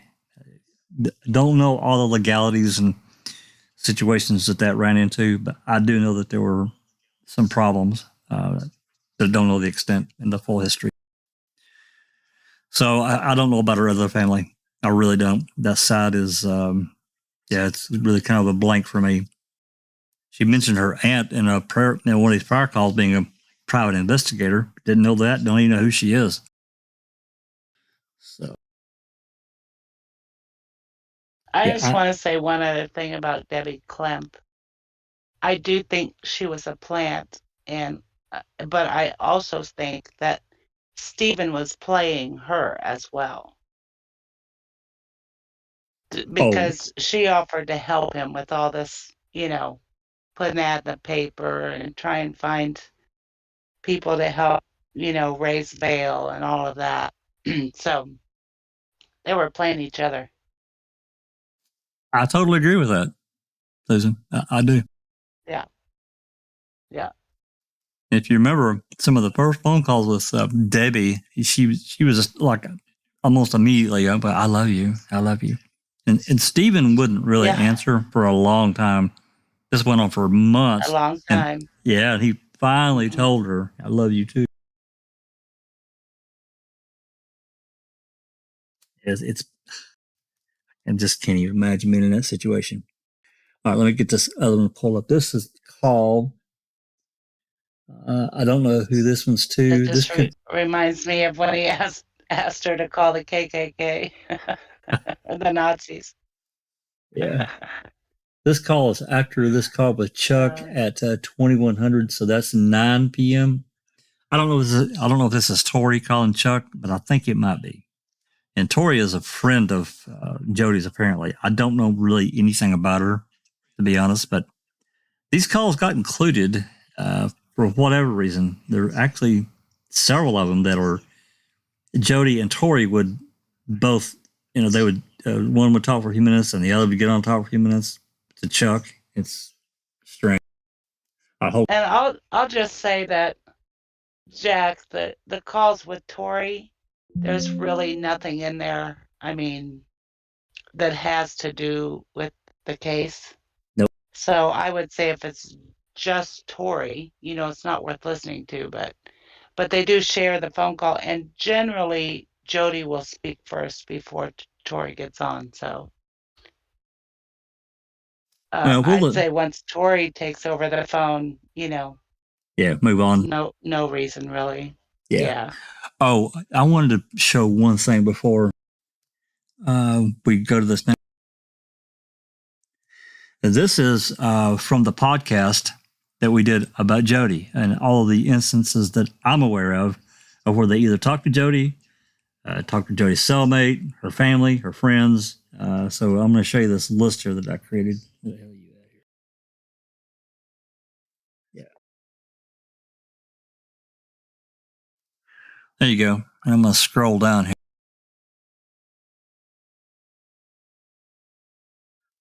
And you can see I divided it up into which department.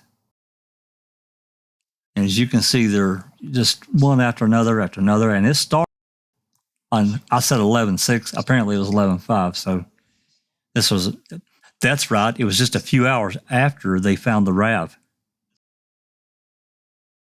And I don't see one on the 20th. 20th of November. Yep. Oh, nope. No, it's February. There is February 20 on there. Yeah, it could have been. There's so many. I can't remember them all. Probably redacted. Yeah, very well could be. And of course, these down here in August, September, and October, those are really interesting. And then all the way up to, right before trial. And, to be quite honest, there's probably more that may not be even be reported. But in whatever of these that we have audio, that audio is available, I want it. I want it. Not that I think it's going to get Stephen and Brendan out. I want it for context. I want it to know what they said to her. So anyway, let me turn this off. We'll get back to the call. And I'll just say, I do think it was Tori that was going to move in with Stephen and Jodi when she got out. Yeah, I didn't get that far. Yeah, I didn't get that far on the calls. Well, let's see what this one's about. And if it's mainly Tori, we're probably just going to move on into the next call. So, all right, here we go. This call is subject to monitoring and recording. Thank you for using EverCom. Yes. Hello. Yeah, hello. I heard you hurt yourself today, huh? What? I said I heard you hurt yourself yesterday. Yesterday, yeah. What'd you do? I lifted too much. This is Tori. Took out my back. You did? Yep. What are you using for pain? Aspirin. You should get them icy hot back patches. They really help. They get hot and they help keep the muscles relaxed and you're sleeping. Oh, yeah, okay, that I know. Yeah, they work really good. I might have some. I like them. They help me when my back goes all once in a while. You're supposed to tell your mom they did not come. They will tomorrow. Because today was President's Day. We didn't get no mail or nothing. So, are you writing my letter yet? No. Not yet. What a guy. Typical male. Okay, but you got me a hat? Huh? You got me a hat? No, I did not. No, he did not. You liar, Jodi. I said I'd drop one off tomorrow. Oh. I didn't say I had it yet.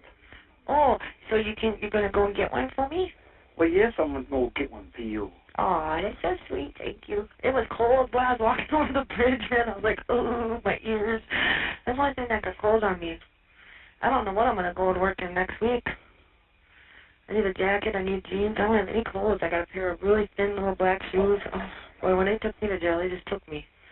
Oh, of course. Yeah. Well, I mean.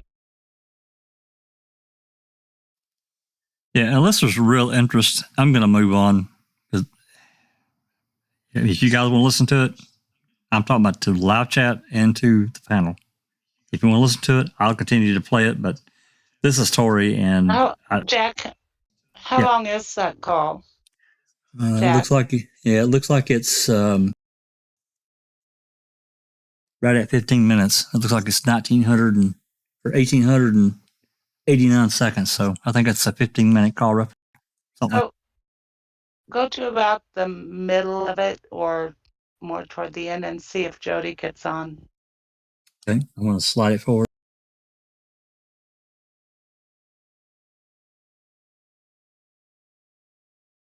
And all of a sudden she's fucking like, don't you fucking just run in my fucking office. And she's swearing. She's saying exactly what I'm saying. Don't you fucking just run in my office like that. I'm fucking trying to do my job, and your job is here to be on the phone to make me fucking money, and this isn't a fucking pleasure cruise, and all. You should have. Yeah, this is where she's bitching about her boss on her job. Her boss jumped in her throat and was bitching at her. All right, I'm gonna slide it forward. Yeah.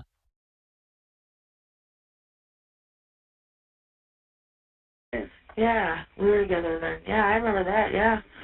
What the hell was her old man's name? He was kind of a big dude with blonde hair, kept it short like in the Marines. Yeah. They had their first son together, and he was kind of sick. Yeah, him. And he was always fucking, and I would always go down there and try to help her out, because I hit her and shit. And we'd all fight with him just to calm him down, you know what I mean? And he would be like mellow after that, but if he didn't like get high on some weed or drink a beer or something, he was really fucking mean there. Hey, this is all recorded. I don't care. That was a long time ago. It was like, what, 10 years ago? Right? Yeah. I haven't seen Shannon in probably. Yeah, I think that's all Tori. At least 6 years. Yeah, guys, I'm going to move on. She's talking about something that's completely irrelevant. I'm going to move on. Exactly. So give me just 1 second.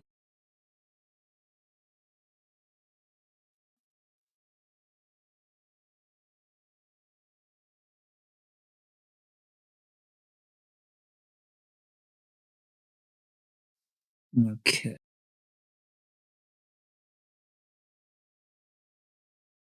This next call is on the next day on the 21st at 15:48. That's 3:48 p.m. Just 1 second to get it.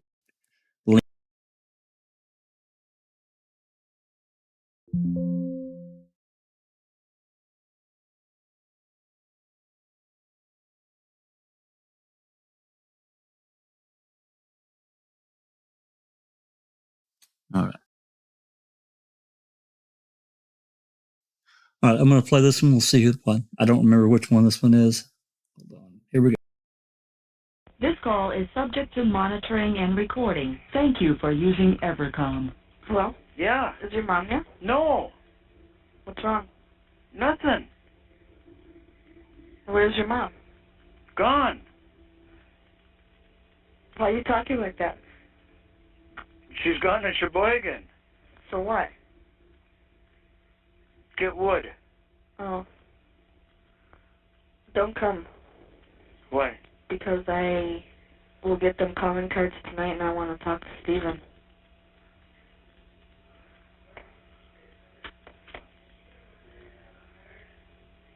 And they won't come till hopefully 8 o'clock. I don't know. What, them cards? Yeah. Then what if you don't get them? They'll come tonight.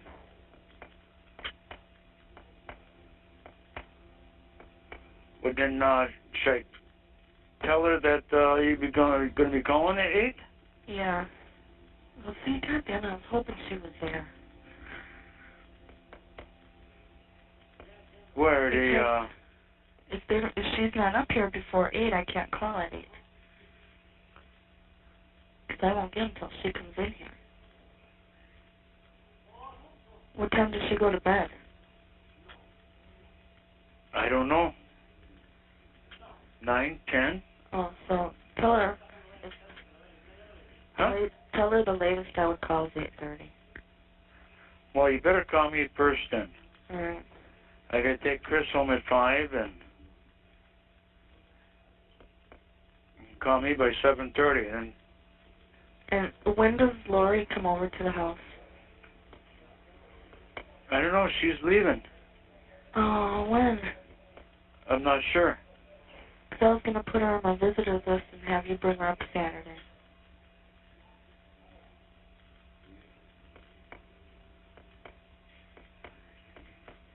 I'll talk to your mom. Yeah, I don't know, she's leaving in 2 weeks, so I'm not sure. Oh. Have you talked to your brother? Not lately. He hasn't called your mom today? Yeah, but I'm not accepting it right now at the present time when she's not home. Oh. Then why did you accept this one? 'Cause I was gonna go home. Last time I went home.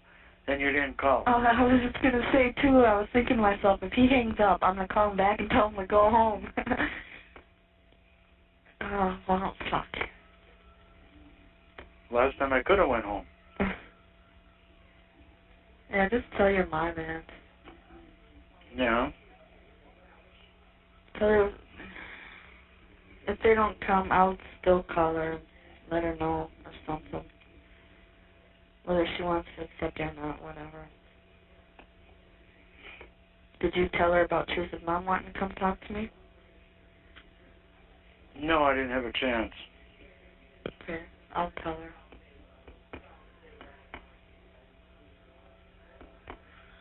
Alright. When's she going to be back from Sheboygan? You don't know? I don't know. They're still in Sheboygan. I just talked to her. Your dad, too? Yep. Alright. I was calling earlier and I thought, oh, fuck. That fucker got bailed out already. I was pissed. Oh, well. Heather was in the paper today.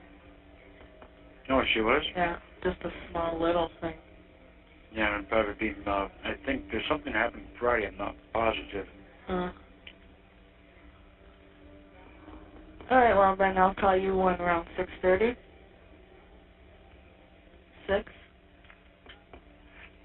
I won't be back by 6. Alright. 7:30. 7:30?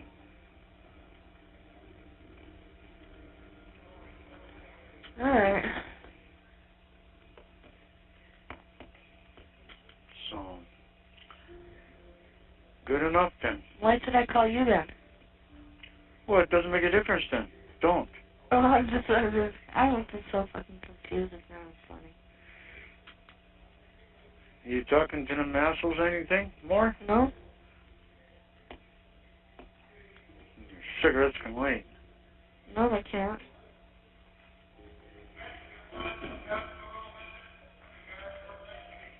Cigarettes can never wait. Huh? Cigarettes can never wait. Yeah. I don't know. I don't know what to think or believe anymore. I said, well, we'll talk after you get home. Yeah, I know. But that's going to be hard, too, if he's out. I don't think he will. Is going to be. I don't know. Everybody thinks it's so fucking easy on me. Just block everything out.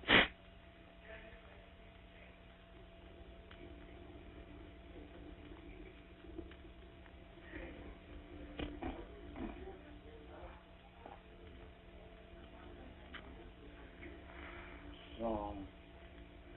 Alright. Yeah. Well, I'll talk to you later. Okay. Alright. Good enough. Alright. Yeah. Bye. Thank you for using EverCom.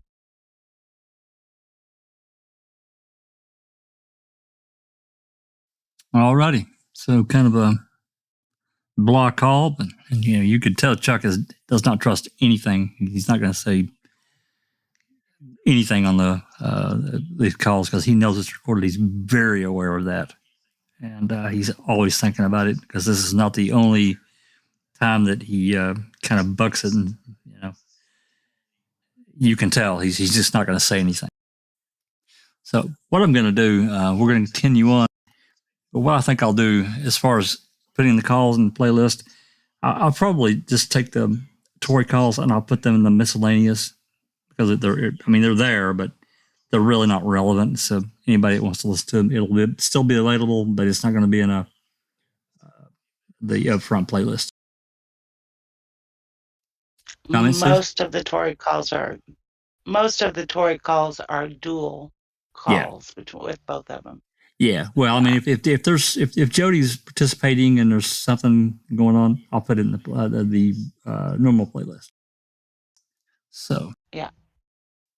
Alrighty, give me one moment and we'll move on.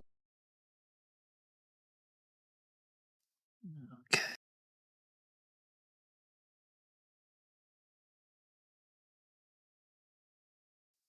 Okay, this call, also on the 21st, this was just right after she got off the phone with Chuck.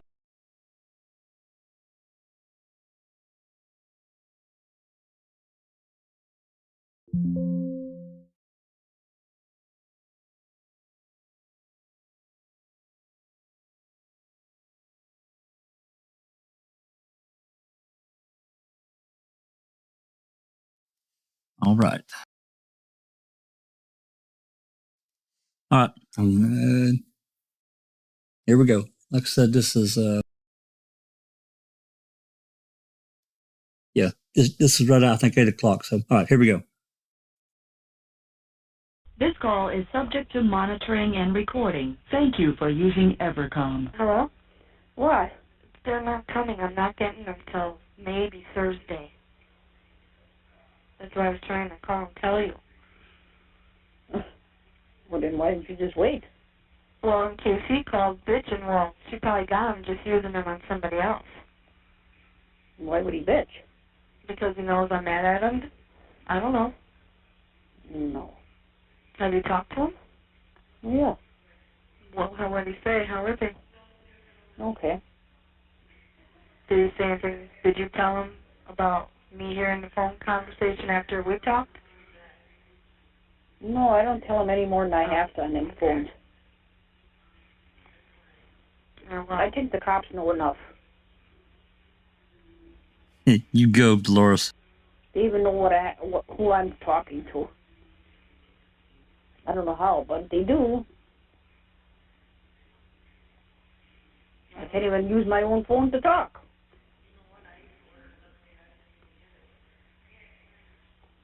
Whenever you get your cards. Oh, I was going to ask you a question, too.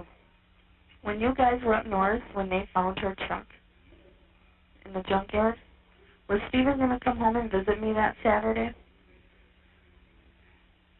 Or How am I supposed to know? oh, I thought maybe he'd say something to you that he was going to come home and visit me on Saturday.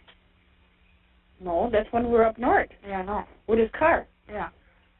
Why would he come home and visit you? Because it was visiting on Saturday? I was just wondering if he told you. How was I supposed to get home? Hitchhike? No, he'd come back Saturday after visiting, back up north. No. Because that's, too, is the way the investigators are trying to make it look like. He went up north, he was going to come home Saturday to see me and go back up there. But he wasn't going to come see me, he was going to smash her truck. Oh, right. That's why I No, was I asking. don't think so. We were all up north. I know. Yeah. Well, then why don't you believe that? Oh, I do. Just telling them shit. I'm not telling them nothing. Well, I don't know where they're getting this information from. I just That's don't know. what they're Well, yeah. Are you thinking. believing them? No, that I don't believe. I just had to ask you if he Tell them to go to grass. go to grass. Yeah. What does that mean? Go to hell? Yes. Okay. There was something Yeah. else I was going to ask you. Why do you even go talk to them? I haven't since that one day. You talked to them the other day or again? Well, they came to ask me questions about our phone conversation, mine and Steven's. They were talking to you in the morning, and they were talking to you in the afternoon. No, they weren't. Yeah. No, they weren't. They were only here in the afternoon. Well, I don't know. I heard they were talking to you in the morning and in the No. afternoon. If it was like that, I'd call you every time they come here. They were only here I in know. the afternoon. I'm going to send the bill to youth. I'll pay it. I planned on it. Yeah, but they were only here yesterday in the afternoon. I heard the morning and the afternoon. Uh-uh. What time? What, 4:30? 4 o'clock they were here? Well, I don't know what time, but I heard they were there in the morning and No, the afternoon. I would have called you.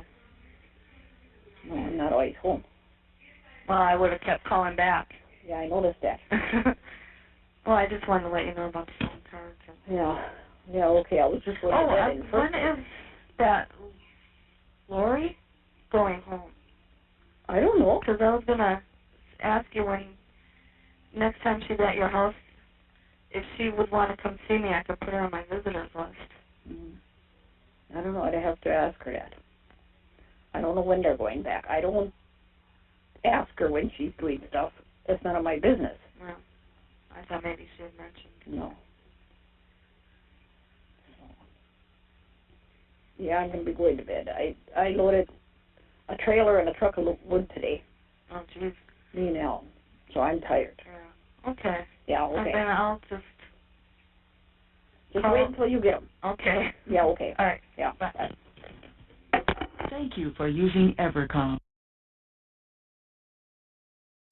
Yeah, you can tell Dolores does not trust them, any of them at all.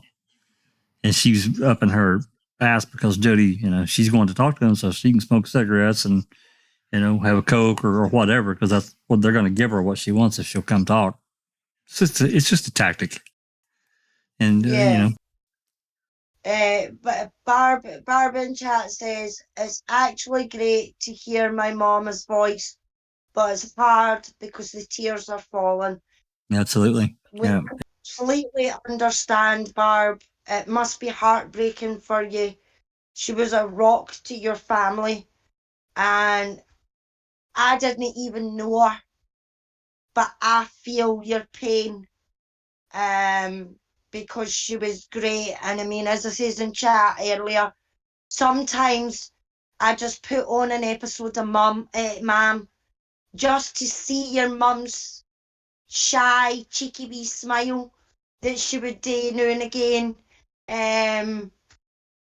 Because it's sad that she's gone, but we completely understand and hope that it's not hurting you too much and that it is bringing you a wee bit of comfort, that you can go, there's no very nice calls, but it's things that you can go back on just to hear your mum's voice.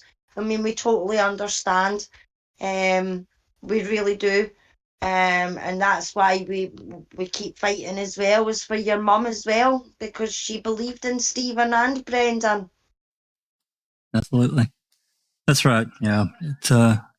I wish I had some recordings of my mom, one way or the other. She's been gone for a long time. She died in 2007, and I miss her. That's my dad too.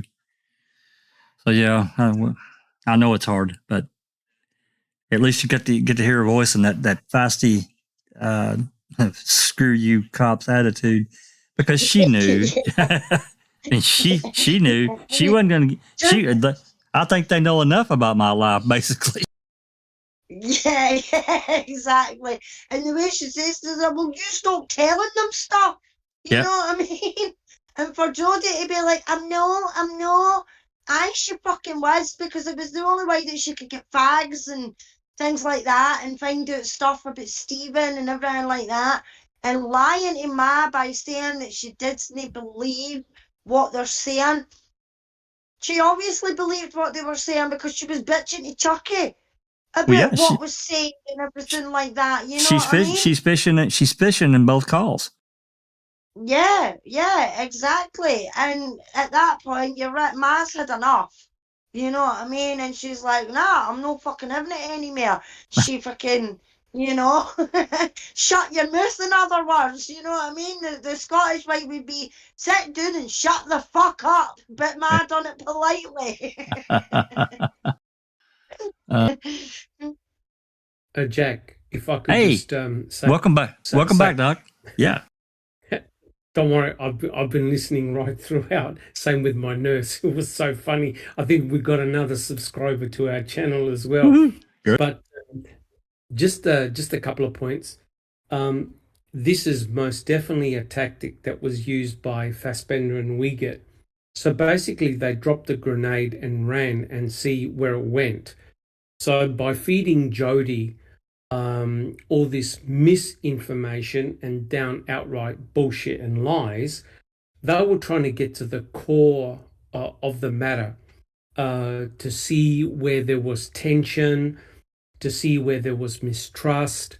And now you bring in Debbie as well, another woman, and we know how Jodi is like.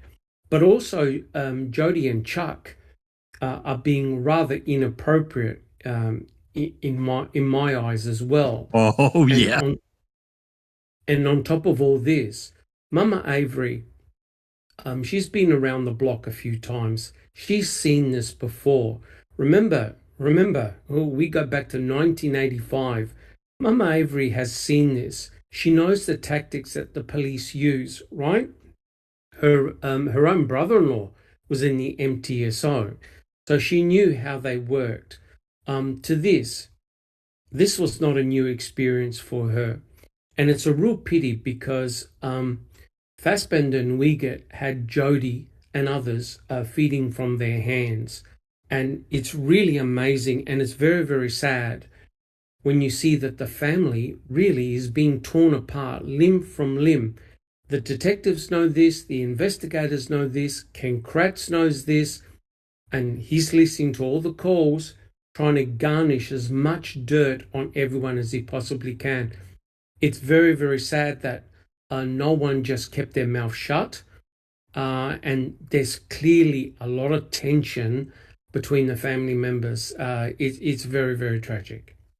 Well, yeah, and they wanted to cause that tension and split them up and cause division. That's very clear. And yep, not only division, Jack, also taking sides. Right? Yes. If they could sway Jodi towards the investigator side, that Stephen had done this, that Stephen was an evil bastard, etc., etc. It's very interesting what Jodi said to Mama Avery. So was Stephen meant to come back and see me, right? And all this garbage about coming back and crushing the RAV, that was straight from law enforcement, because Skalinsky said the same thing, right? Now, we all know how ludicrous that is, but the whole idea is to seed it into Jodi's mind that Stephen's intention was to crush the RAV. How on earth was he going to crush the RAV with the presence of his brother, his brothers, and people just coming around the Avery salvage yard? You know that whole thing is completely ludicrous. But that was the only way law enforcement can explain why on earth would Stephen place the RAV in the pit area if it wasn't to crush it. And Stephen even said to them, remember, on November the 9th, hey, if I really did this, I would have crushed it immediately. So it made them look like a bunch of idiots. Yep, that's right. That's exactly right.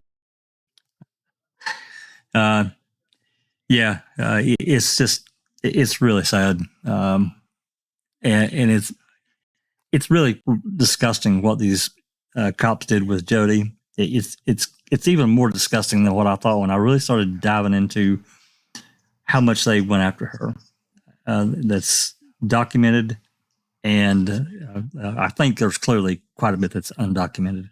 Playing these calls, I think it's witness tampering to the nth degree. And I think about Ford.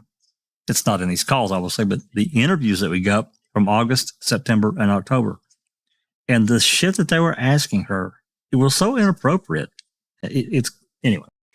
So, all right, let's move on to this next call. Hey, just before we get started again, Jack, Mike Manning, who's joined us in chat. Hi, Mike. And he's became foul play obsessed. Oh, So hell, thank you very much for your membership, Mike. It's very much appreciated. absolutely. Yep. We appreciate all the support so we can get, more documents, more recordings, whatever we can. I mean, we're waiting on a lot of shit, but it'll help. Everything helps. So, okay, this next call is at 21:27. That's 9:27 p.m. So after she made this 8 o'clock call, she makes yet another call. Let's see who this is to. This call is subject to monitoring and recording. Thank you for using Evercom. Yes. Hello? Yes. Hi. Yes. How are you today? A little bit better than yesterday. How's your back? A little bit better than yesterday. Okay. Hold on. Uh, I'm not. Hey. Hello? What? Oh, I didn't think you were there. Then speak to me. They didn't come today. I This told your is mom Tori. that. So I Star. probably won't get them till Thursday. Well, this is Because back to Jodi Your now. mom brought the money up Sunday and she took it all. So she's going to put money in tomorrow. But tell her if I don't get through, it's because our phones were turned off. You don't get through what? Our phones were turned off. There's a bunch of shit up here. Oh. I dropped off her cap tonight. See, you were here then. Yes. I was trying to call you. You could have said you wanted to see me then. Well, how am I supposed to know? I thought we were on the same vibrations or something. Yeah. Maybe after the 6th, maybe, but not now. Ha ha ha ha. Whatever. Okay. All right. Here she is. Okay. Bye. Yep. Oh, you dropped off my hat for me? Thank you so. Oh, you. She grabbed my foot to get up and she squeezed my toes and it tickled. Yeah, my best friend came and see me. You should have came in and called for Jodi to come down. Goofball. We didn't know you were going to come and drop the hat off and then just leave. If you're going to come in, you might as well come in and stay for a little bit and visit. Yeah. This is back to Tori. I'm going to go fast. I'm going to fast forward a clip at a time to see if Jodi gets back on the phone. If not, we're going to move on because, again, it's a relevant conversation between her and Chuck. So I'm going to skip forward a little. Yeah, but I wasn't sure. If you're not sure, next time use Arid extra dry. Huh?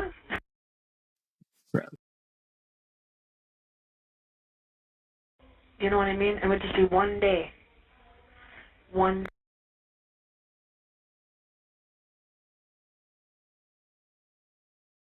Yeah, she's a freak when she's in here. She's tweaky when she's in here. She don't like, you can't touch her bed and shit, man. She goes nuts. Mm-hmm. They're gonna probably have to put her down in rubber room. I think they're talking about Shannon. They can't put her by you because you're on top.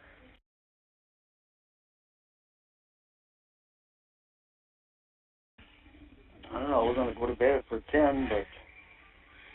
It's only 9:30. Oh, I know that, but I'm sore. Oh, okay. Yeah, that's stuff that I think that's Tori anyway. So let's move on to the next call. If you guys want to talk for just a second, or if there's any comments, you can get to.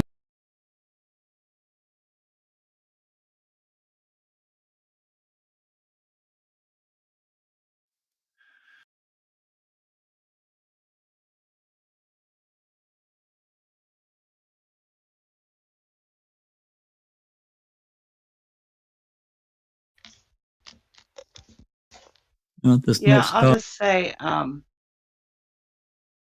think What? Bethany really wants to hear the Tori calls. Oh, Nan's live, sorry. But they'll be listed. They'll be on the website, so you can listen to them. Yeah, everything's going to get uploaded, so they'll be available. This next call is another one. This is the last one on the 21st. This is right after the prior call, and it's at 21:44. So it's apparently she made this call and then another one right afterward. So that's 9:44. Pull it up.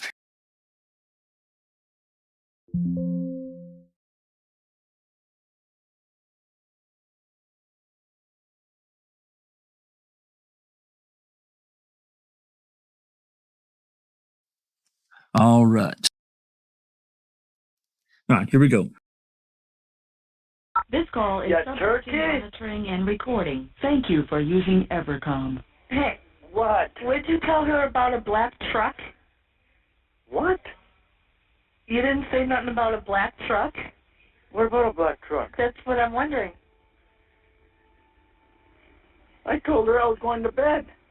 No, when you were talking about the hat, you said something about a black truck. No, I said truck. I mean, truck. Yeah, truck. A truck. A what? A truck that you put over your head. Never heard of that. A truck? She's saying a toque. A chook. A toque. A kook? You're the kook. What's a toque? Hold on. I said I was going to bed. It's a hat that sailors used to wear back in the day. When my grandpa was in the Navy, they called them black hats they wore that covered their ears like what we have. They call them toques. Okay. It's Well, I German call for, it a truck. for hat. A truck. You fucking bitch. Hey, What? you never answered my question. What? Are you gonna come pick me up for that job then? When? Well, first you gotta come down here and show proof of insurance and your license. Otherwise, you're not even gonna bother and let me call you. See, now you could have came to visit tonight. I could have told you that. We're not gonna call you. I'll see what I can do once, but I don't know about this week. Well, it doesn't have. Well, yeah, it does have to be this week because tomorrow's Wednesday, Thursday, and Friday. Well, I'll see what I can do. I'd be grateful, and I'd be in your debt. Oh, I can pay you back somehow. I'll clean your house for free for a week when I get out. Huh? I said I'll clean your house for a week for free when I get out. Yeah.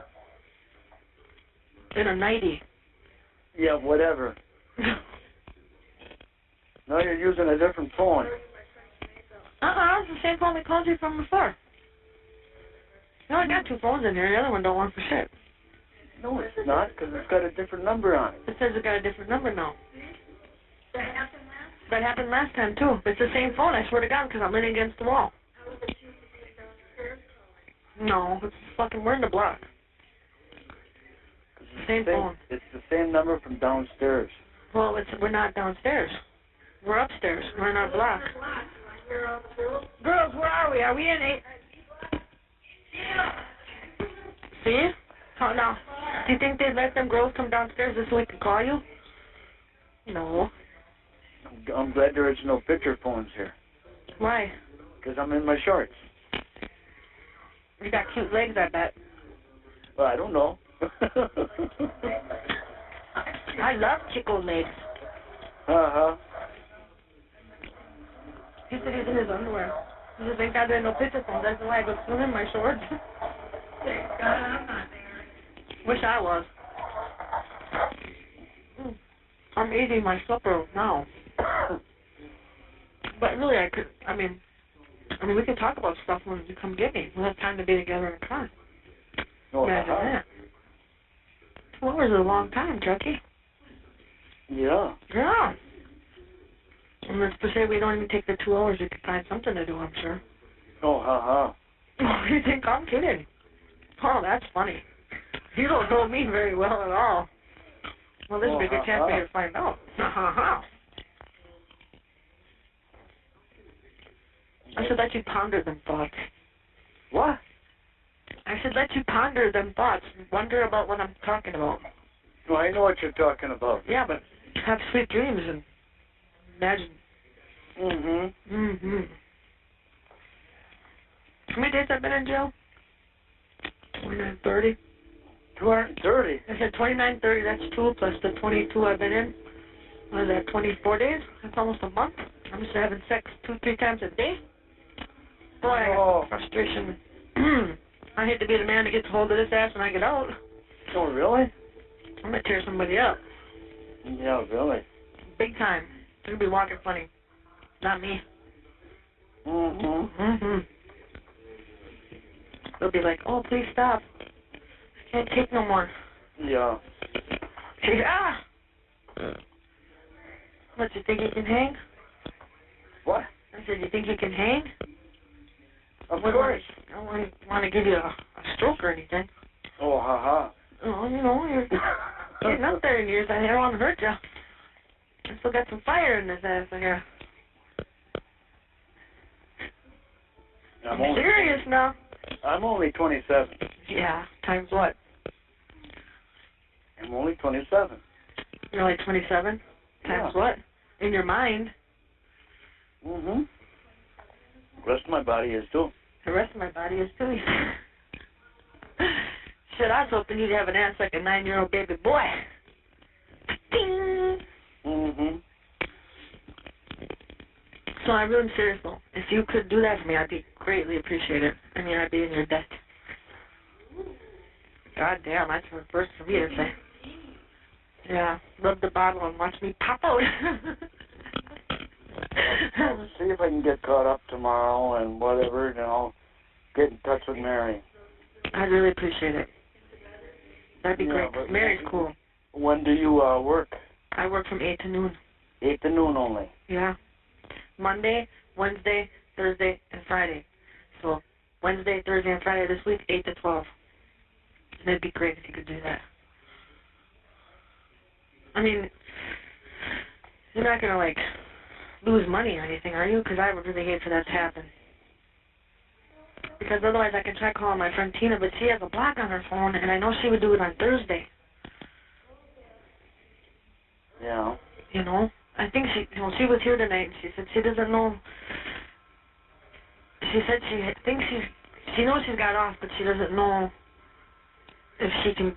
I don't remember how she said it, but she said she would try. So I don't know if she's going to do it or not.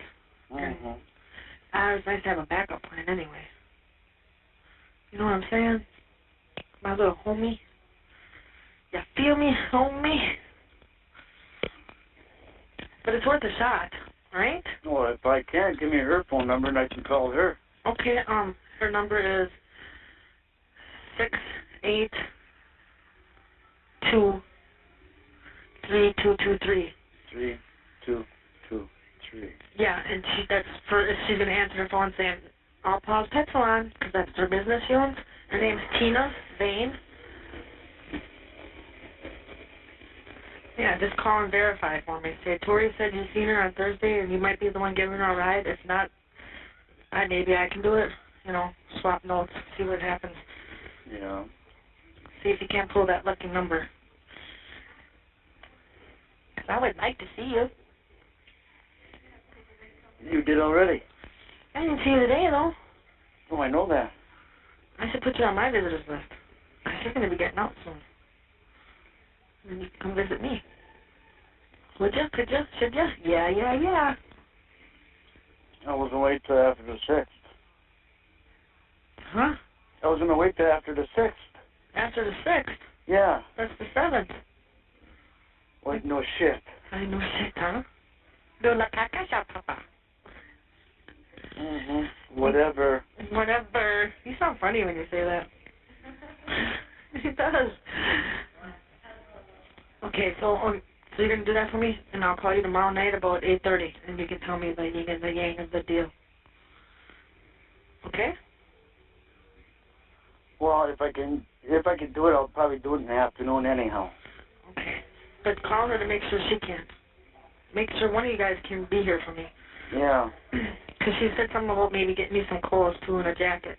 Because I don't have any pants. I got some jogging pants, but they're real shabby looking. And I got no boots.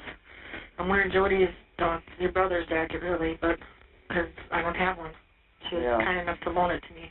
Don't worry, I take good care of it. Well, you got a hat. And now I got a hat, yeah. Thank you, because Because of you, I got a toque for my head. Yeah, that's a German word for hat. A sailor's toque. That's what my grandpa used to call him when he was in the Navy. You should get that tomorrow. Yeah, probably. Or tonight, maybe even. I don't know. Then again, they might just put it in my locker. I don't know. That'd be okay. No, you gotta sign for it. Oh, yeah. I'll probably get it tomorrow before I go to work. All right, honey. I'm going to let you go to sleep. Okay? Yeah. No, phone's going to be turned off anyway pretty soon. No, at 10:30, huh? Yeah, 10:30. Is it almost 10 o'clock? Just about. Is it? Am I keeping you up past your bedtime? God, No. what do you do when I get out if I want to stay up past 10 and do things? And do things. Yeah. What if the wild spur catches me at 9:55? Usually, it depends how tired I am. Jodi says she'll let you be late for your morning coffee. I'm up in the morning around 6 or 5. Oh, you're up at 6? 5:36, Oh, yeah. right on. That's time. Early in the morning is my favorite. Mm-hmm. Nothing like waking up with a smile on your face. No, of course. Yeah. I'm doing it well. Mm-hmm. All right, I'm going to let you go. You have sweet dreams today, okay? Okay. Okay? Yeah. You gonna buy me a card and send it to me now? When I get downtown. Okay. I'll wait for that. When are you gonna go downtown? Oh, we're downtown tonight. Downtown. Yeah, I know. But you didn't think of me. Yeah, you did. It's only if I had Yeah, I did. Not for a coward. I wanted a coward. I wanted letters and mail. Yeah. All the girls got cards up here. Even the guy from prison, Reddy and Mickey, sent her a birthday card, and she got it today on her birthday. And it's so sweet. Mm-hmm. She says, every candle in this cake lights up my life when you're in it. It's so sweet. It's the neatest little card he got. Sent it to her from the prison. Isn't that nice? Yeah. Yeah. And she's even getting cards from dudes in prison. They don't even get to go out. So you're slacking on that letter writing business, Poopy. Okay? Yeah. Yeah. I'll write you another one, too. Okay? Whenever. Okay. Well, get some rest. And be careful. Oh, fuck you. You called him back this time, bitch. I'm not going to answer the phone. No, we're not calling no more tonight. Oh. I'll call you tomorrow at 8:30. Okay? Okay? Speed that up. I know. All right, if I don't...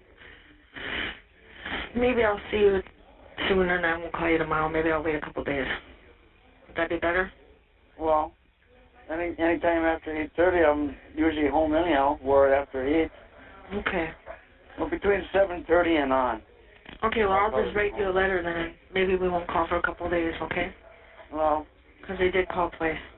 And that's usually like... I'll see you on that other thing. Okay, I appreciate it. Have sweet dreams and don't let the bed bugs bite. If they do hit him with a shoe, until they bleed through. Okay? Okay. All right, I gotta go. Okay then. Okay, good night. Yep. Sweet dreams. Yep. Okay, bye-bye. Bye-bye. Thank you for using EverCom. You guys, I'm telling you, you're killing me. I'm dying over here at the comments. And that's the reason why that we're not really going to play the Tory calls, because it's just her flirting and playing, and they're bored, and it's just not relevant. But at the same time, they're calls that are included, so they will be in one of the playlists. So anyway, let's get this next one. I swear that girl was on something. He sounded like. She sure did.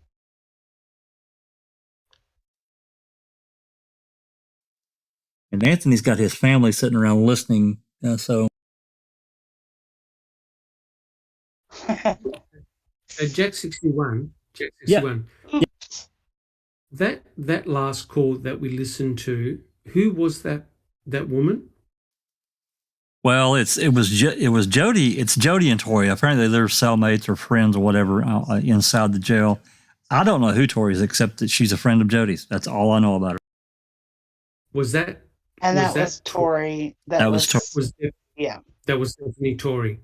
Okay. Yeah, Jodi was only on at the beginning for a short time. Yeah. Right. So Tori is openly flirting with Chuck. Yep. Oh yeah. Oh boy. It actually, I haven't listened to some of these later calls, but doesn't it get quite a bit worse there, Susan? You listened to it. Well, when I listened to this, I mistook that for Jodi. For some reason, I thought that was Jodi saying all that stuff. But yeah, it was Tori. Yeah. But I mean, sorry, Susan. And Tori and Jodi are inmates at the same women's prison. Yes. Correct. And yes. Jodi is listening to this. And she introduced Tori to Chuck about the first week of February, I'm going to say, because right before she gets out, she said was about a month ago. So right. So we've got she hadn't been talking to him very long. right. So we've got to be very cautious that we identify who the woman is talking to Chuck, because I tell you what, they sound remarkably similar. They do. They really do. I mistook her a couple of times myself because I was like, "Wait, is that Jodi or is that Tori?" So yeah, absolutely. When I upload these, I will definitely identify in the title, at least if I can, and in the description. Yeah, I originally thought that was Jodi telling Chuck all that stuff. Yeah, Jesus. Okay, this next call is the next day at 20:32, which is 8:32 p.m. on the 22nd of February. Let's give it a go. This call is subject to monitoring and recording. Thank you for using Evercom. Hello? Yes, I just walked in the door. Where have you been? I took my son out to eat. Oh, you fucking jackass. What? This is Jodi. Yeah. This is Jodi for sure. Both of us did. Yeah. No, I just walked in the door. Oh. I still got my coat on. I've been trying forever. I know. I see it on there. I was just checking it. 4 times. No, it is more than 4 times. Well, that's all that came on the caller ID. No, he just left in the door. What's going on with Shannon? They brought her up here at 4:30. She's next door in A block. I told you that. No, they brought her up today. Oh, they brought her up today? Yeah. They ain't gonna bring her up when she's all pissed off. Well, did she stay down in the hall? Yeah. Till 4:30. You mean 4:30 tonight? Yeah. Huh. So she must have been really fucked up. Oh. Because they ain't gonna bring her up here till she's blowing all zeros. Yeah? What a come down. Yeah? She hasn't called you? If it's her, I will not accept it. Oh. Well, that's why I said it's us, because I didn't know what she would say if she called.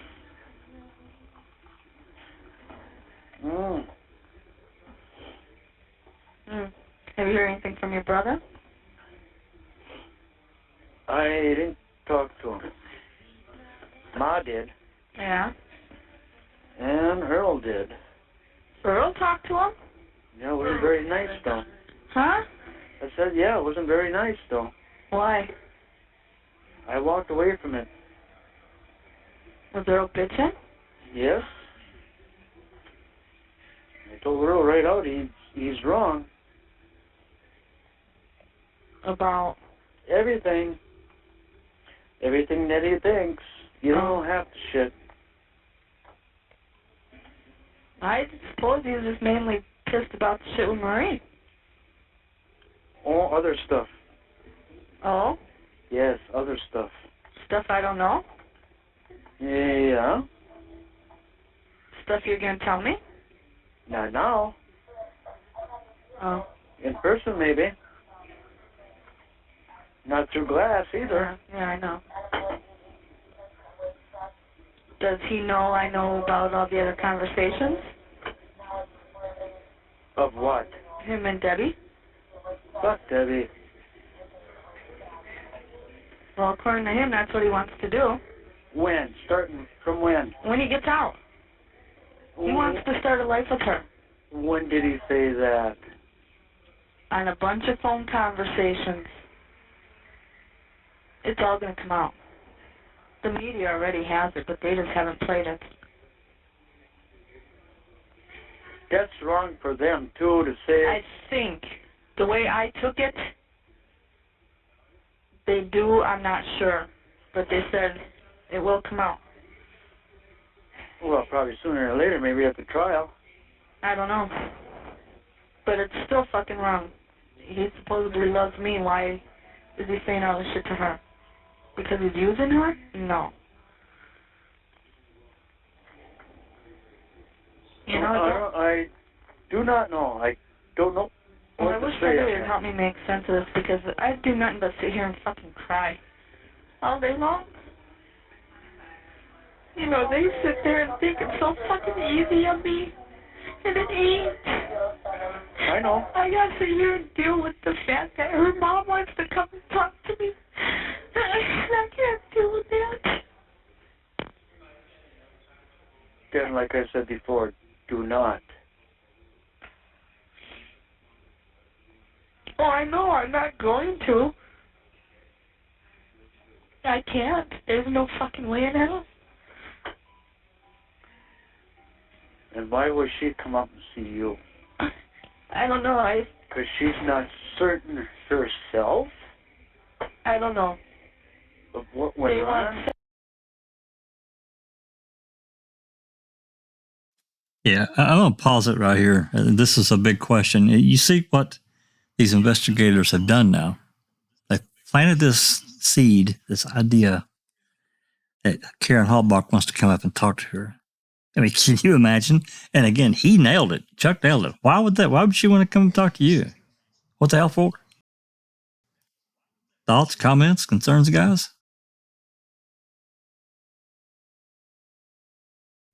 Well, I just think it's a setup to elicit a response. And so you've got all this. Jack, we've been through it. It's the Reed technique. Law enforcement are permitted to lie and to fabricate, because quite clearly, you know, with all the shenanigans that are going on within the family, they clearly are worried about the evidence against Stephen Avery. They need more. They need to get stuff that no one knows about, that only the family would know about. So they have set up this triangle, and I believe that Debbie was a plant to elicit a very strong and negative response from Jodi, right? And obviously you can tell by the way Jodi is responding, she's very upset, very disgusted. Now, the problem is that Jodi and Chuck are also getting, what shall we say, sidetracked. Flirty. So as you can see, flirty with each other. So as you can see, doing another wrong to correct another wrong is not the right thing to do. So in effect, it's becoming a massive shit show. That's exactly what the investigators want. So the investigators have set up this, like I said, they've dropped the grenade. They've caused tension. They've caused raw emotion. But hey, when you don't have anything, what can you say? Jodi can't say anything. She hasn't heard anything. She was in prison at the time when all this went down. But still, you can see the tension that's there. It really is very, very bad.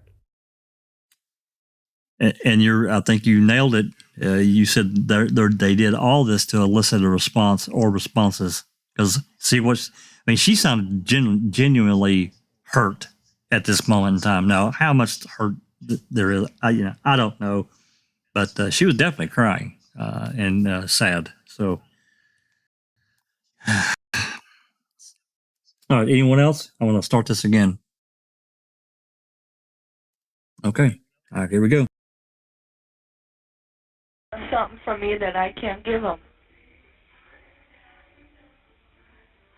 I don't know. And did they brainwash her too? I don't know. You know? I don't know. Because they got through with Earl. They brainwashed him. They tried it with me. But that one told me right out, oh, you're pretty smart, aren't you?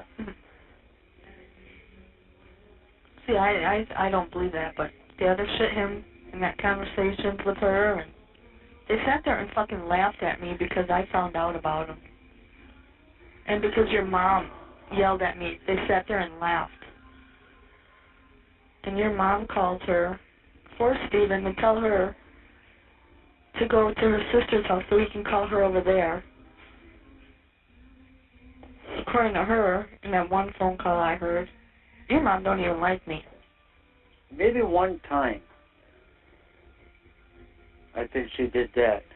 I think. Don't quote me on it. That I'm not sure.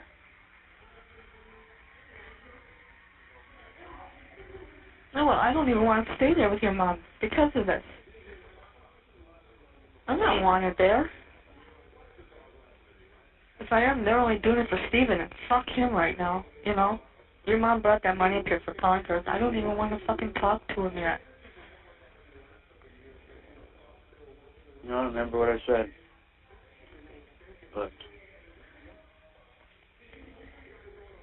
yeah, that's what Tori said. Oh, you got this all figured out already. Who's staying where and how and... Oh, she got hired. Well, I'll let her tell you. What's that? She got hired where? Full time. At where? Where she's at. So you don't have to pick her up or call that one girl. Oh, I didn't either. Okay. And I thought of that tonight. Oh, I forgot to do that. You weren't over there then just a little bit ago. When? Over by Ma? Yeah.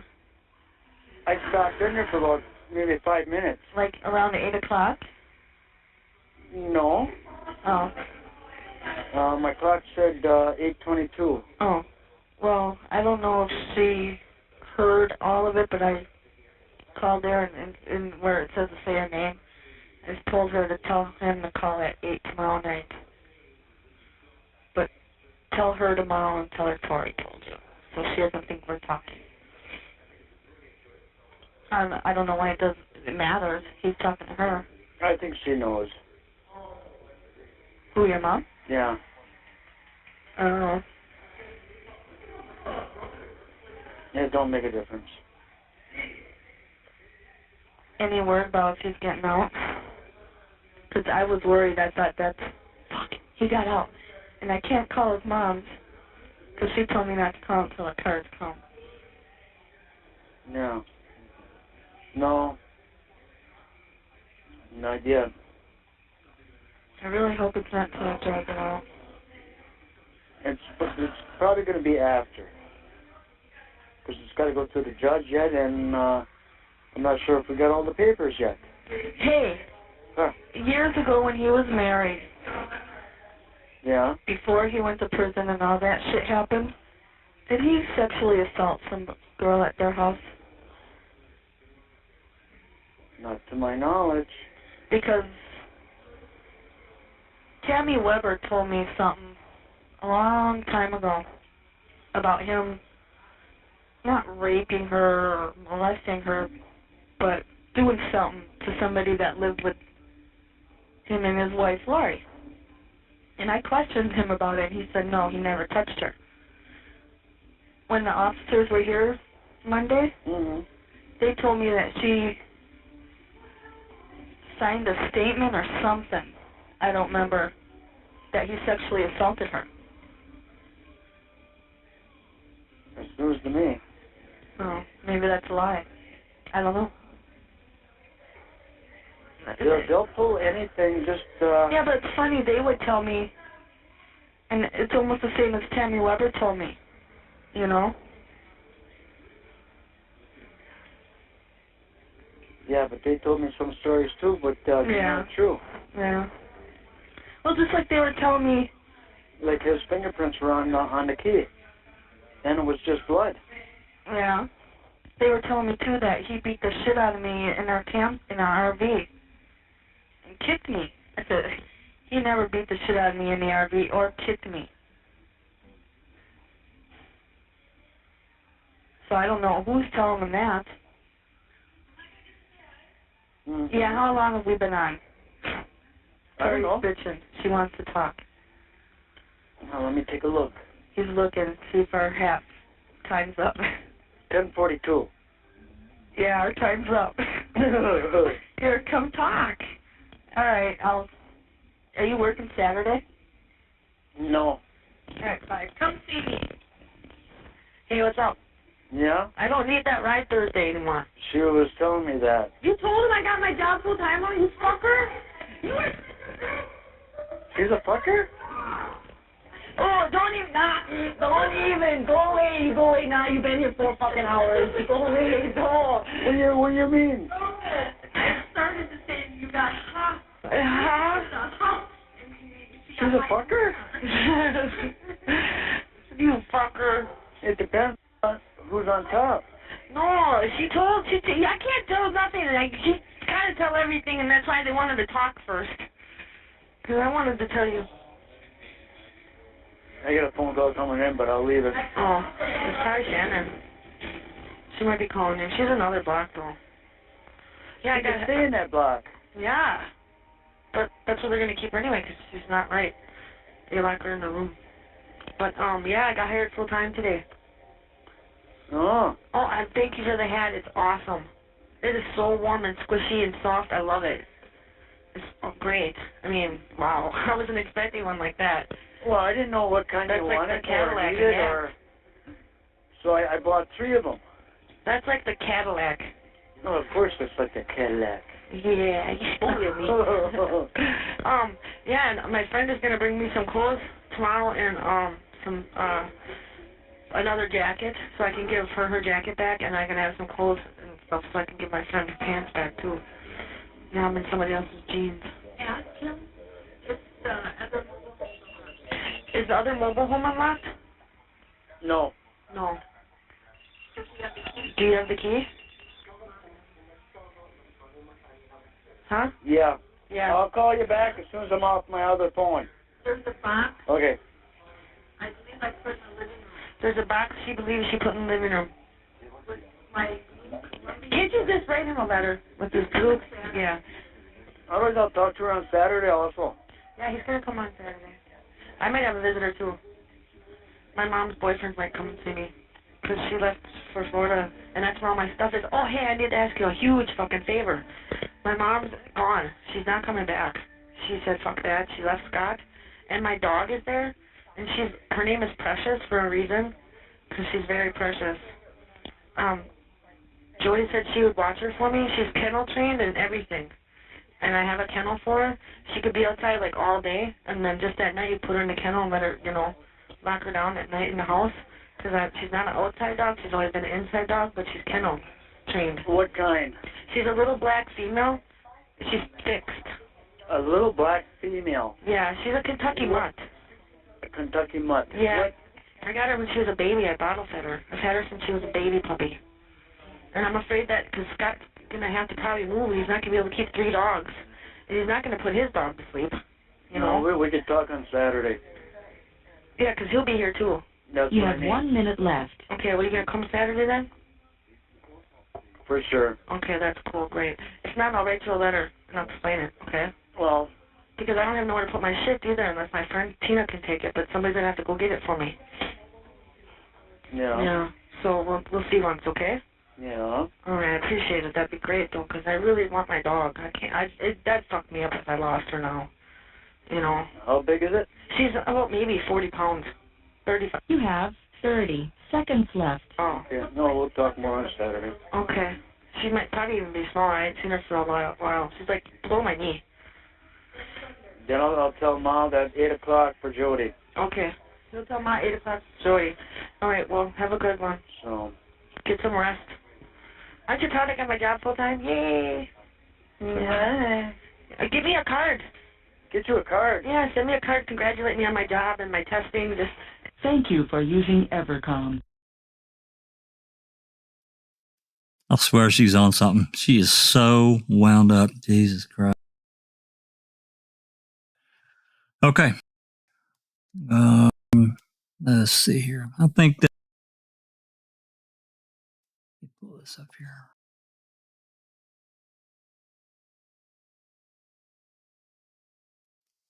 All right. It's 9/11. We're going to do one more because you can't tell. I'm going to scroll this list here because you're only seeing part of the list. There are a lot of calls.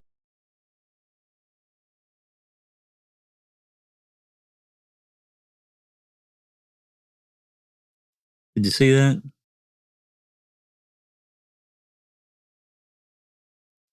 There are a lot of calls, and it's going to take time to get through.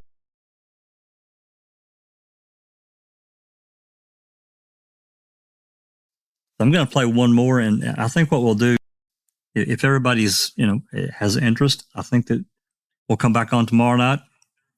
I'll go ahead and start converting these tonight, the ones we've played, and get them uploaded. But I think tomorrow evening, I'll do another live, and we'll play some more if everybody has interest. If there's no interest, then we'll just move on. But I think that's what there seems to be a lot of interest in this.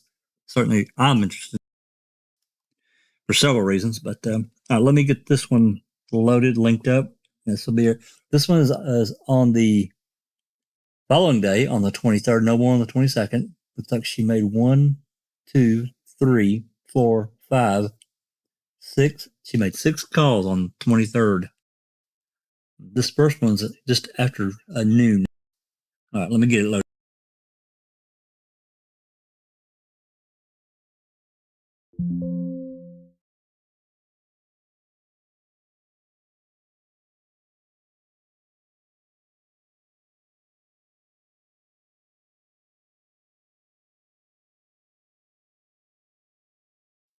I think I got that right. You know what? Hold on.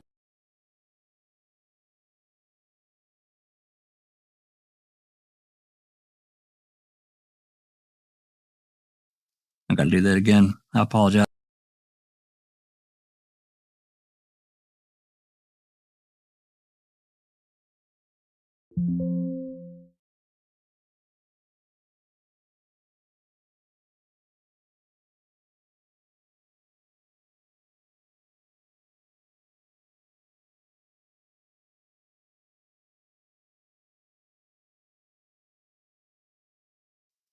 Okay, I think we're good to go now. All right, here we go. This call is subject to monitoring and recording. Thank you for using Evercom. Hello? What? What was on the news? I don't know. I work during the day. I don't watch TV. At noon on the radio. Well, I don't know what was on the radio. Oh. I got the radio on over there. Oh. You got your radio on? I did, but I missed it because the guard was in here. Oh. And then I put on my headphones and something about finding shit in the burn pit and shit. I don't know what the beginning of it was. I thought maybe he was being released. Well, I don't know. He's not being released, is he? I don't know. I don't know what's falling off. You would know if he's being released. No, I do not. Why not? His lawyers. Right? Yeah. Is your mom there? No. They're gone to Sheboygan, both of them. To get more wood? Yes. Well, then he's not being released because they'd be picking him up. Wednesday? Yeah. God damn it, you're supposed to listen on radio. The temperature right now is 29. I don't care about the temperature. Humidity 39. Wind at northwest 14. Damn it. Alright. Alright, what? Did you guys eat already? Yeah. Well, you did? they served it. Yeah. What, did you eat? No. Well, why not? Too much. What do you mean? Huh? Because Too much. about talking to him is just making me fucking sick. I'm not ready to talk to him yet. Oh, you ain't talking to him. You're talking to me. You, but tonight. I even told your mom not even to bring money up here for a calling card because I'm not ready to talk to him. Well, all I know is he's going to be calling for 8 o'clock.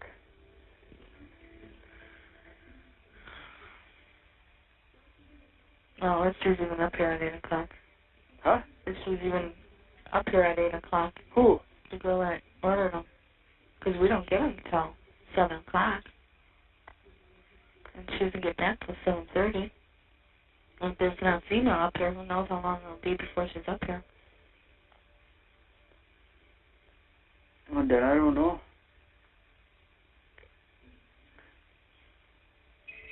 And we can't call tomorrow because of the funeral. Yeah, I know Well, what tomorrow time it is. night. Oh well, alright. Answer your phone. I don't want to. Oh. They'll call back. I don't know. I'll be busy this morning. The reporters haven't been out there, have they? Let them come. I don't care. No, I was just wondering. Then you'd know what the hell is on the news. Yeah, it don't make a difference to me. Let them come. As far as they're going to go is the mailbox. They don't come into the yard? Well, yeah, they do, yeah. But after I tell them to leave, then they go by the mailbox. Do they? I didn't know that. Mm-hmm. Oh. I see. You know, I got Chris working today. Oh. So, he showed up at 8 o'clock. Wow. So it's pretty good. Yeah. You're going to have to find work for me out there. Oh, there's work for you. Oh, I bet there is. Fucking haters work for you. You're funny. Oh, no, I'm not funny. It depends if you want to do jobs, though. What kind of jobs? Well, I don't know. Oh.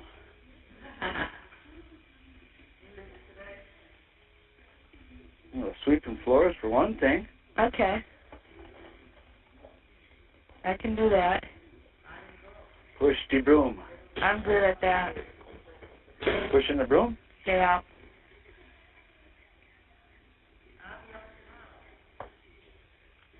Yeah.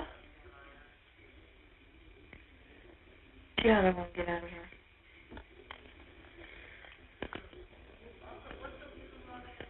Well, you had this the 23rd. 11 days. 11 days? Yes. And it's going too slow.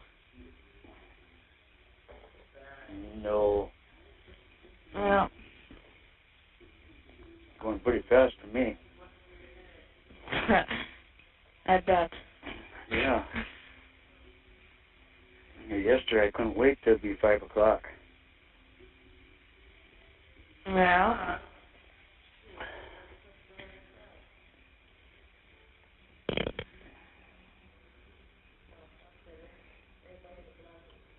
When did we pick up the trays? Doing it right now. What, did you eat most of it? No. You didn't eat it all? No. Oh, why not? Because I can't. You need to gain some weight. All right. You got to catch up to Debbie. I don't think so. Can't you get on 170? She's more than that. That's what she told me. She's 170. Yeah, right. Maybe in one of her hands. No, she's got small fingers. Does she? No, I think. You would know, you slept with her. I did? Yeah? No. Yeah. Whatever. I told her right out, I said, you can go to bed, and I'll stay on the couch. She said, I'm not going to lay alone or sleep alone or something like that. So she grabbed my hand and whatever. Yeah, whatever. No, I fell asleep. Uh-huh. Sure.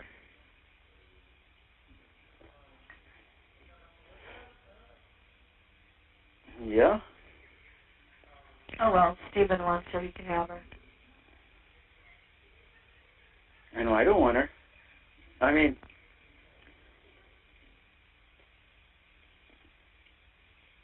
Go ahead. well, I had a picture here, too. Oh. She was in a bra and shit and whatnot, black one. And I threw it away. It's burnt.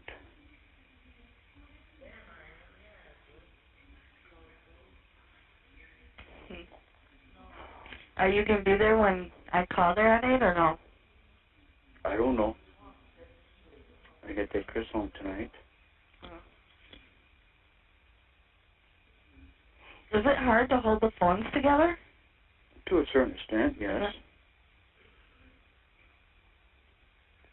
You got to slip them up and down and everything else. And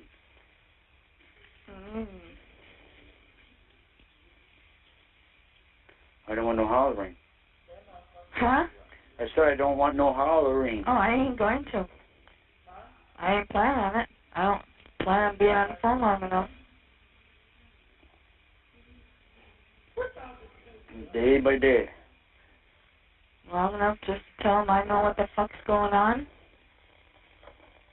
Your ma calls her talking about me. He and her can fucking laugh all they want over me. I don't give a fuck anymore.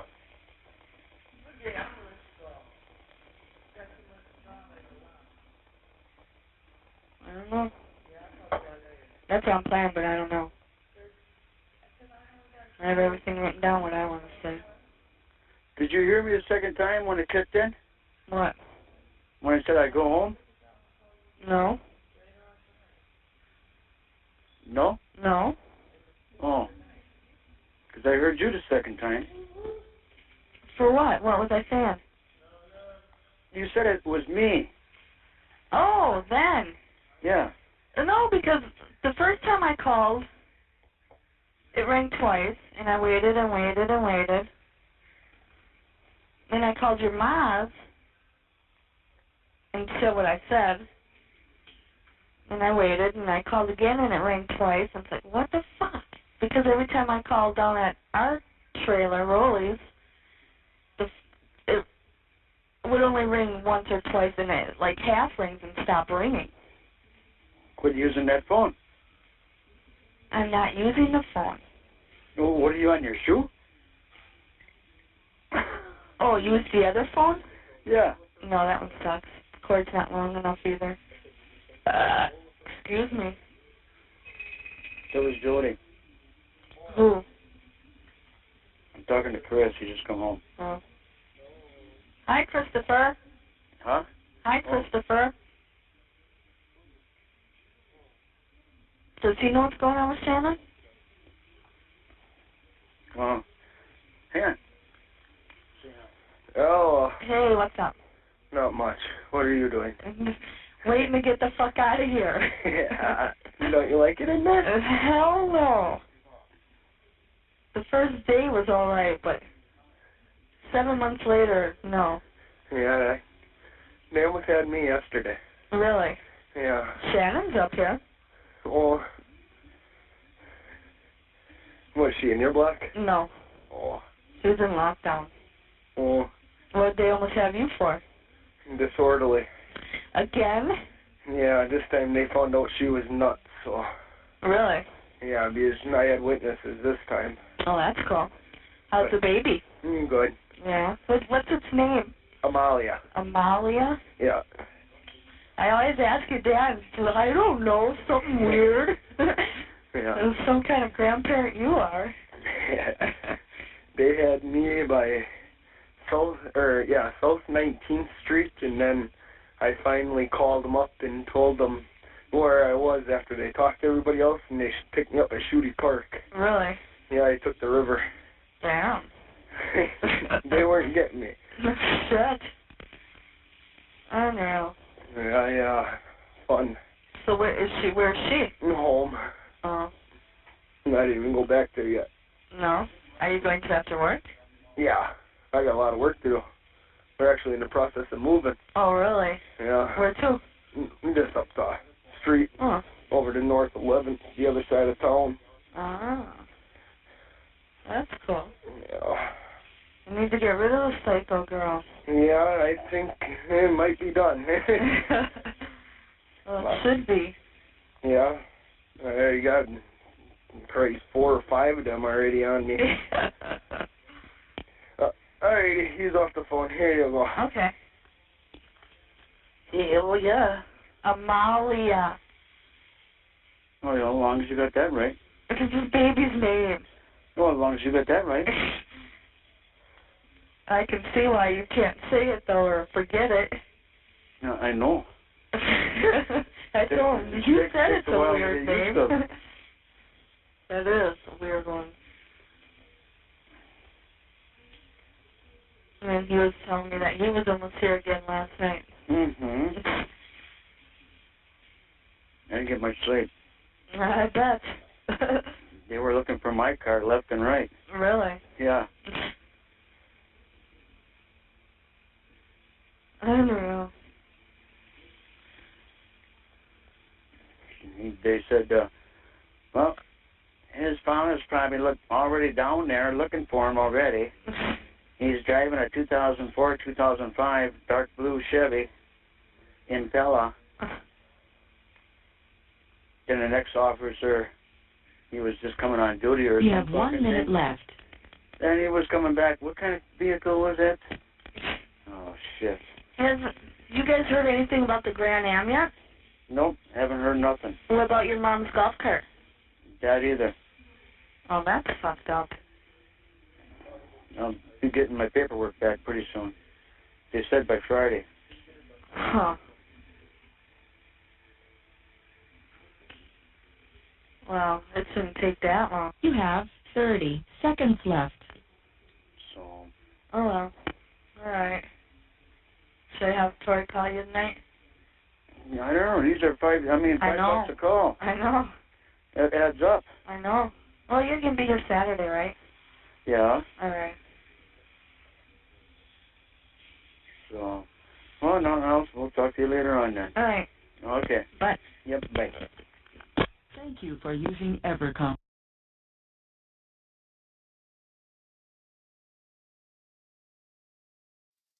Alrighty. Well, this has been, I don't know, what do you call it? An adventure? Anyway, let's get this shut down.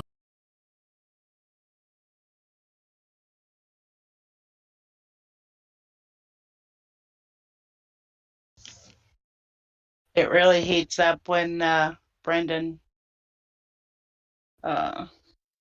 It's arrested. yeah. Yeah, that's unfortunate. When it all starts. Yeah. Oh, yeah. Well, we're not far from that. Let me look at something here. Mhm. Let me look at.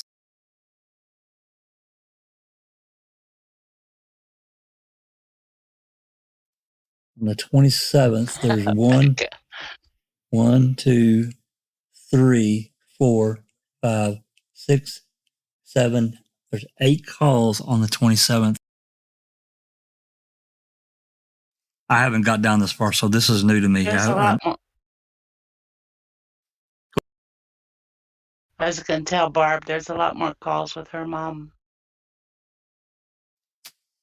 Yeah, I'll try to get these uploaded as quickly as I can. It doesn't take long. It's just, it's tedious because you can't just upload an audio call to YouTube. It won't let you. You have to convert it to an MP4 video, even though you're just really, playing audio with a photo or whatever on the overlay. So anyway, it takes a little time. So anyway, with that said, it's been a interesting, if not a little bit nauseating at times, little venture.